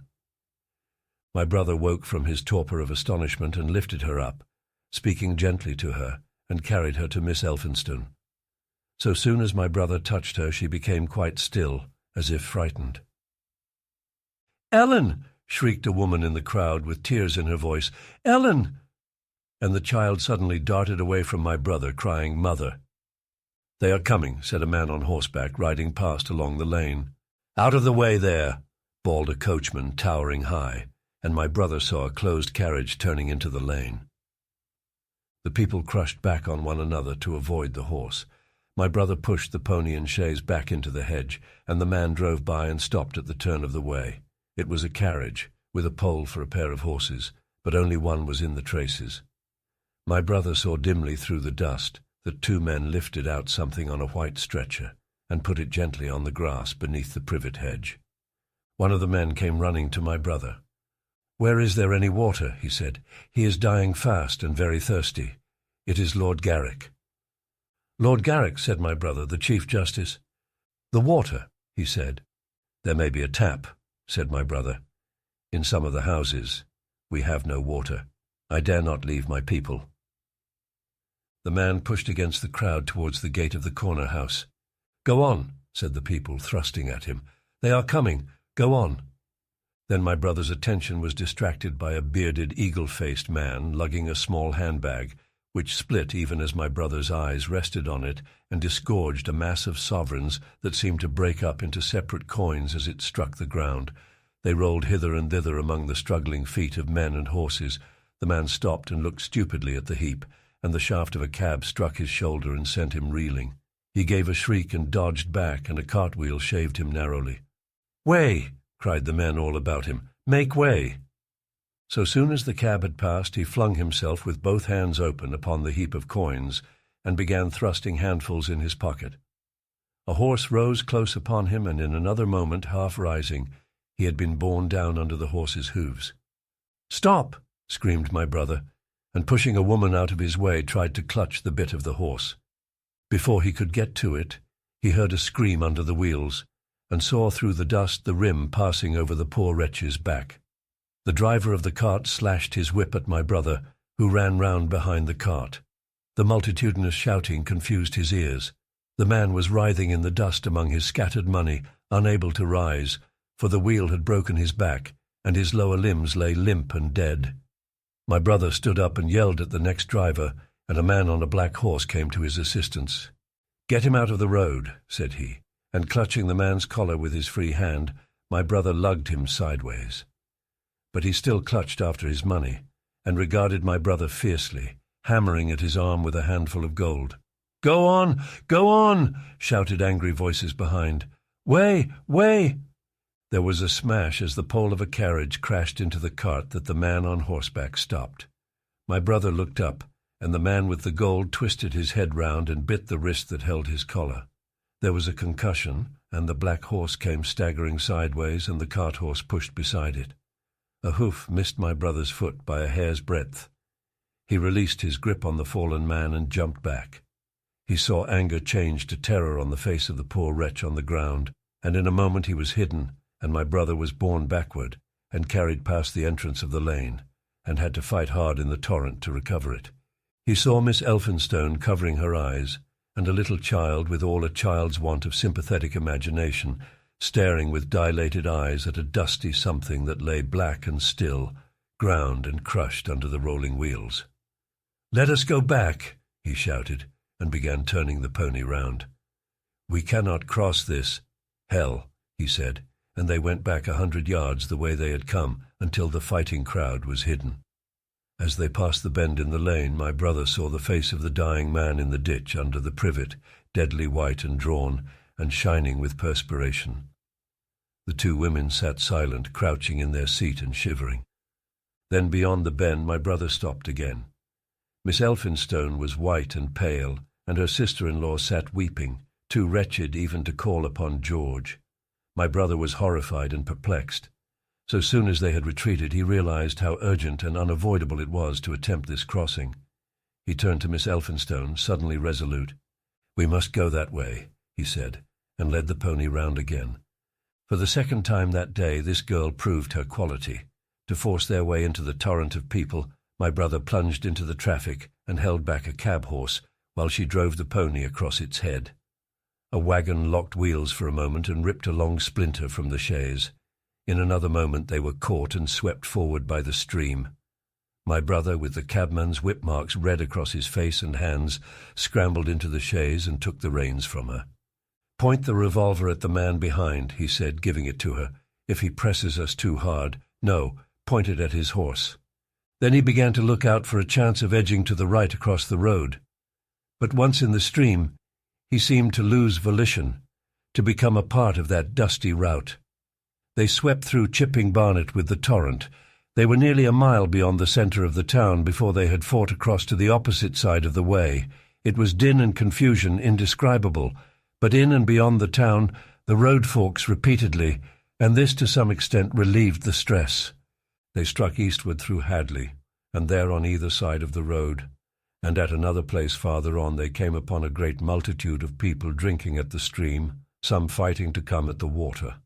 And farther on, from a lull near East Barnet, they saw 2 trains running slowly one after the other, without signal or order, trains swarming with people, with men even among the coals behind the engines, going northward along the Great Northern Railway. My brother supposes they must have filled outside London, for at that time the furious terror of the people had rendered the central termini impossible. Near this place they halted for the rest of the afternoon, for the violence of the day had already utterly exhausted all 3 of them. They began to suffer the beginnings of hunger. The night was cold, and none of them dared to sleep. And in the evening many people came hurrying along the road nearby their stopping place, fleeing from unknown dangers before them, and going in the direction from which my brother had come. The Thunder Child. Had the Martians aimed only at destruction, they might on Monday have annihilated the entire population of London as it spread itself slowly through the home counties. Not only along the road through Barnet, but also through Edgware and Waltham Abbey, and along the roads eastward to Southend and Shoeburyness, and south of the Thames to Deal and Broadstairs, poured the same frantic rout. If one could have hung that June morning in a balloon in the blazing blue above London, every northward and eastward road running out of the tangled maze of streets would have seemed stippled black with the streaming fugitives, each dot a human agony of terror and physical distress. I have set forth at length in the last chapter my brother's account of the road through Chipping Barnet, in order that my readers may realize how that swarming of black dots appeared to one of those concerned. Never before in the history of the world had such a mass of human beings moved and suffered together. The legendary hosts of Goths and Huns, the hugest armies Asia has ever seen, would have been but a drop in that current. And this was no disciplined march. It was a stampede gigantic and terrible, without order and without a goal. 6 million people unarmed and unprovisioned, driving headlong. It was the beginning of the rout of civilization, of the massacre of mankind. Directly below him the balloonist would have seen the network of streets far and wide, houses, churches, squares, crescents, gardens, already derelict, spread out like a huge map, and in the southward blotted. Over Ealing, Richmond, Wimbledon, it would have seemed as if some monstrous pen had flung ink upon the chart. Steadily, incessantly, each black splash grew and spread, shooting out ramifications this way and that, now banking itself against rising ground, now pouring swiftly over a crest into a new-found valley, exactly as a gout of ink would spread itself upon blotting paper. And beyond, over the blue hills that rise southward of the river, the glittering Martians went to and fro, calmly and methodically spreading their poison cloud over this patch of country, and then over that, laying it again with their steam jets when it had served its purpose, and taking possession of the conquered country. They do not seem to have aimed at extermination so much as at complete demoralization and the destruction of any opposition. They exploded any stores of powder they came upon, cut every telegraph, and wrecked the railways here and there. They were hamstringing mankind. They seemed in no hurry to extend the field of their operations, and did not come beyond the central part of London all that day. It is possible that a very considerable number of people in London stuck to their houses through Monday morning. Certain it is that many died at home, suffocated by the black smoke. Until about midday the Pool of London was an astonishing scene. Steamboats and shipping of all sorts lay there, tempted by the enormous sums of money offered by fugitives, and it is said that many who swam out to these vessels were thrust off with boat-hooks and drowned. About 1 o'clock in the afternoon the thinning remnant of a cloud of the black vapour appeared between the arches of Blackfriars Bridge. At that, the Pool became a scene of mad confusion, fighting and collision, and for some time a multitude of boats and barges jammed in the northern arch of the Tower Bridge, and the sailors and lightermen had to fight savagely against the people who swarmed upon them from the riverfront. People were actually clambering down the piers of the bridge from above. When, an hour later, a Martian appeared beyond the clock tower and waded down the river, nothing but wreckage floated above Limehouse. Of the falling of the 5th cylinder I have presently to tell.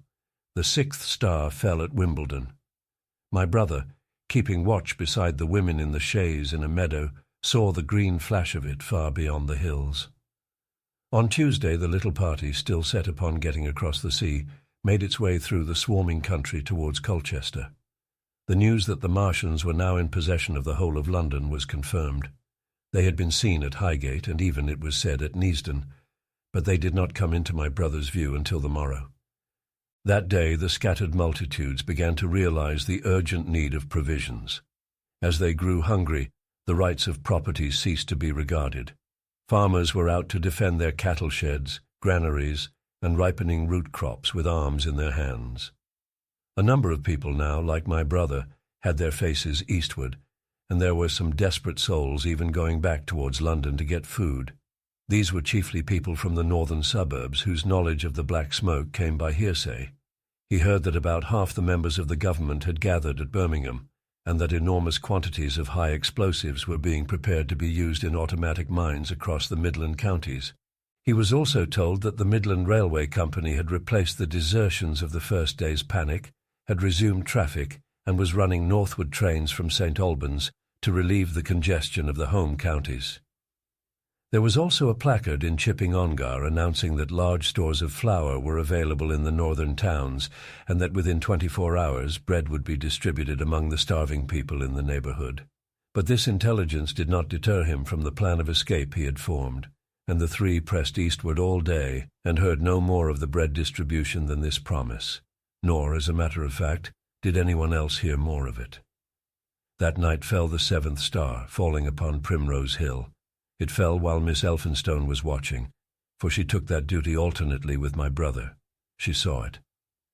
On Wednesday, the three fugitives, they had passed the night in a field of unripe wheat, reached Chelmsford, and there a body of the inhabitants, calling itself the Committee of Public Supply, seized the pony as provisions, and would give nothing in exchange for it but the promise of a share in it the next day.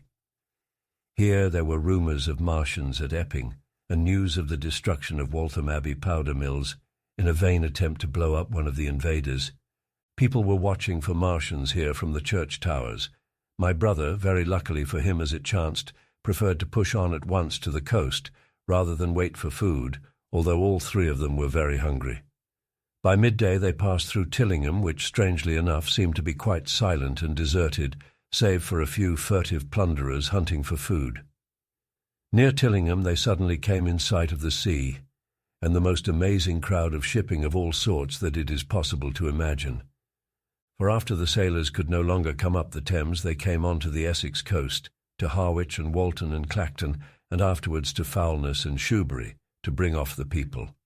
They lay in a huge sickle-shaped curve that vanished into mist at last towards the Naze. Close inshore was a multitude of fishing smacks, English, Scotch, French, Dutch, and Swedish, steam launches from the Thames, yachts, electric boats, and beyond were ships of larger burden, a multitude of filthy colliers, trim merchantmen, cattle ships, passenger boats, petroleum tanks, ocean tramps, an old white transport even, neat white and grey liners from Southampton and Hamburg, and along the blue coast across the Blackwater my brother could make out dimly a dense swarm of boats chaffering with the people on the beach, a swarm which also extended up the Blackwater almost to Malden. About a couple of miles out lay an ironclad very low in the water, almost to my brother's perception, like a waterlogged ship. This was the ram Thunderchild. It was the only warship in sight, but far away to the right over the smooth surface of the sea. For that day there was a dead calm, lay a serpent of black smoke to mark the next ironclads of the Channel Fleet, which hovered in an extended line, steam up and ready for action, across the Thames estuary during the course of the Martian conquest, vigilant and yet powerless to prevent it. At the sight of the sea, Mrs. Elphinstone, in spite of the assurances of her sister-in-law, gave way to panic. She had never been out of England before. She would rather die than trust herself friendless in a foreign country, and so forth. She seemed, poor woman, to imagine that the French and the Martians might prove very similar. She had been growing increasingly hysterical, fearful and depressed during the 2 days' journeyings. Her great idea was to return to Stanmore. Things had been always well and safe at Stanmore. They would find George at Stanmore. It was with the greatest difficulty they could get her down to the beach, where presently my brother succeeded in attracting the attention of some men on a paddle steamer from the Thames. They sent a boat and drove a bargain for £36 for the three. The steamer was going, these men said, to Ostend. It was about 2 o'clock when my brother, having paid their fares at the gangway, found himself safely aboard the steamboat with his charges. There was food aboard, albeit at exorbitant prices, and the three of them contrived to eat a meal on one of the seats forward. There were already a couple of score of passengers aboard, some of whom had expended their last money in securing a passage, but the captain lay off the Blackwater until 5 in the afternoon, picking up passengers until the seated decks were even dangerously crowded. He would probably have remained longer had it not been for the sound of guns that began about that hour in the south. As if in answer, the ironclad Seaward fired a small gun and hoisted a string of flags. A jet of smoke sprang out of her funnels.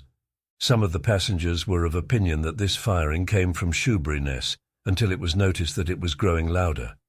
At the same time, far away in the southeast, the masts and upperworks of 3 ironclads rose one after the other out of the sea, beneath clouds of black smoke. But my brother's attention speedily reverted to the distant firing in the south.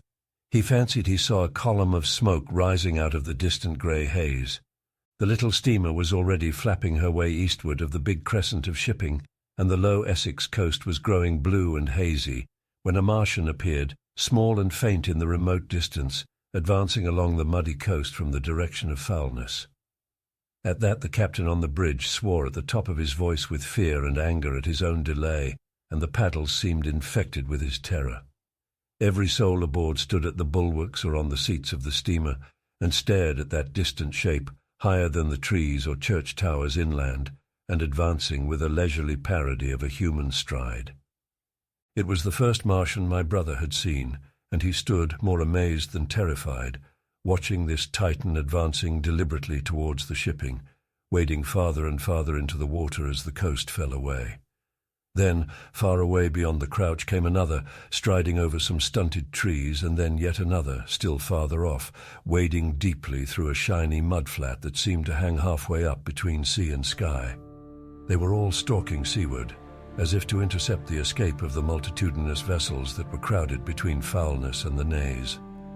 In spite of the throbbing exertions of the engines of the little paddle boat, and the pouring foam that her wheels flung behind her, she receded with terrifying slowness from this ominous advance. Glancing northwestward, my brother saw the large crescent of shipping already writhing with the approaching terror. One ship passing behind another, another coming round from broadside to end-on, steamships whistling and giving off volumes of steam, sails being let out, launches rushing hither and thither.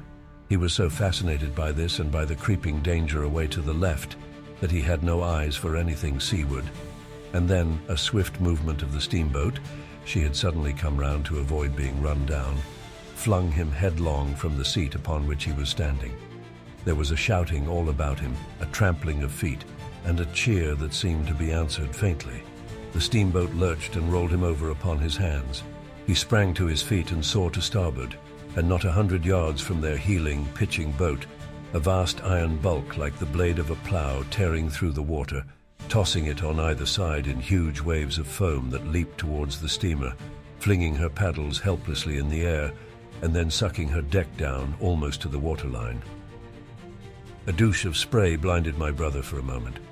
When his eyes were clear again, he saw the monster had passed and was rushing landward. Big iron upperworks rose out of this headlong structure, and from that twin funnels projected and spat a smoking blast shot with fire. It was the torpedo ram, Thunderchild, steaming headlong, coming to the rescue of the threatened shipping. Keeping his footing on the heaving deck by clutching the bulwarks, my brother looked past this charging Leviathan at the Martians again, and he saw the three of them now close together, and standing so far out to sea that their tripod supports were almost entirely submerged. Thus sunken, and seen in remote perspective, they appeared far less formidable than the huge iron bulk in whose wake the steamer was pitching so helplessly. It would seem they were regarding this new antagonist with astonishment. To their intelligence, it may be, the giant was even such another as themselves. The Thunderchild fired no gun, but simply drove full speed towards them. It was probably her not firing that enabled her to get so near the enemy as she did. They did not know what to make of her. One shell, and they would have sent her to the bottom forthwith with the heat ray. She was steaming at such a pace that in a minute she seemed halfway between the steamboat and the Martians, a diminishing black bulk against the receding horizontal expanse of the Essex coast. Suddenly the foremost Martian lowered his tube and discharged a canister of the black gas at the ironclad. It hit her larboard side and glanced off in an inky jet that rolled away to seaward, an unfolding torrent of black smoke, from which the ironclad drove clear. To the watchers from the steamer, low in the water and with the sun in their eyes, it seemed as though she were already among the Martians. They saw the gaunt figures separating and rising out of the water as they retreated shoreward, and one of them raised the camera-like generator of the heat ray. He held it pointing obliquely downward, and a bank of steam sprang from the water at its touch. It must have driven through the iron of the ship's side like a white-hot iron rod through paper. A flicker of flame went up through the rising steam, and then the Martian reeled and staggered. In another moment he was cut down, and a great body of water and steam shot high in the air. The guns of the Thunderchild sounded through the reek, going off one after the other, and one shot splashed the water high close by the steamer, ricocheted towards the other flying ships to the north, and smashed a smack to Matchwood. But no one heeded that very much. At the sight of the Martian's collapse, the captain on the bridge yelled inarticulately, and all the crowding passengers on the steamer's stern shouted together, and then they yelled again, for, surging out beyond the white tumult, drove something long and black, the flames streaming from its middle parts, its ventilators and funnels spouting fire. She was alive still. The steering gear, it seems, was intact and her engines working. She headed straight for a second Martian, and was within 100 yards of him when the heat ray came to bear. Then, with a violent thud, a blinding flash, her decks, her funnels, leaped upward. The Martian staggered with the violence of her explosion, and in another moment the flaming wreckage, still driving forward with the impetus of its pace, had struck him and crumpled him up like a thing of cardboard. My brother shouted involuntarily. A boiling tumult of steam hid everything again. "Two!" yelled the captain. Everyone was shouting.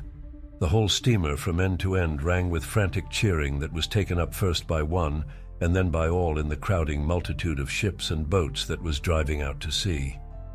The steam hung upon the water for many minutes, hiding the third Martian and the coast altogether, and all this time the boat was paddling steadily out to sea and away from the fight, and when at last the confusion cleared, the drifting bank of black vapor intervened, and nothing of the Thunderchild could be made out, nor could the third Martian be seen. But the ironclads to seaward were now quite close and standing in towards shore past the steamboat. The little vessel continued to beat its way seaward, and the ironclads receded slowly towards the coast, which was hidden still by a marbled bank of vapor, part steam, part black gas, eddying and combining in the strangest way. The fleet of refugees was scattering to the northeast. Several smacks were sailing between the ironclads and the steamboat. After a time, and before they reached the sinking cloud bank, the warships turned northward, and then abruptly went about and passed into the thickening haze of evening southward. The coast grew faint, and at last indistinguishable amid the low banks of clouds that were gathering about the sinking sun.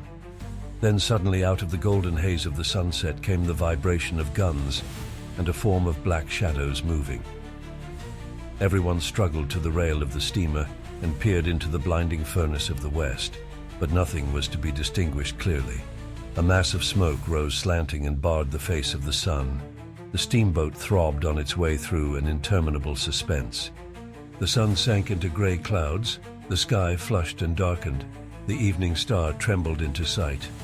It was deep twilight when the captain cried out and pointed. My brother strained his eyes. Something rushed up into the sky out of the grayness, rushed slantingly upward and very swiftly into the luminous clearness above the clouds in the western sky. Something flat and broad and very large that swept round in a vast curve, grew smaller, sank slowly, and vanished again into the gray mystery of the night. And as it flew, it rained down darkness upon the land.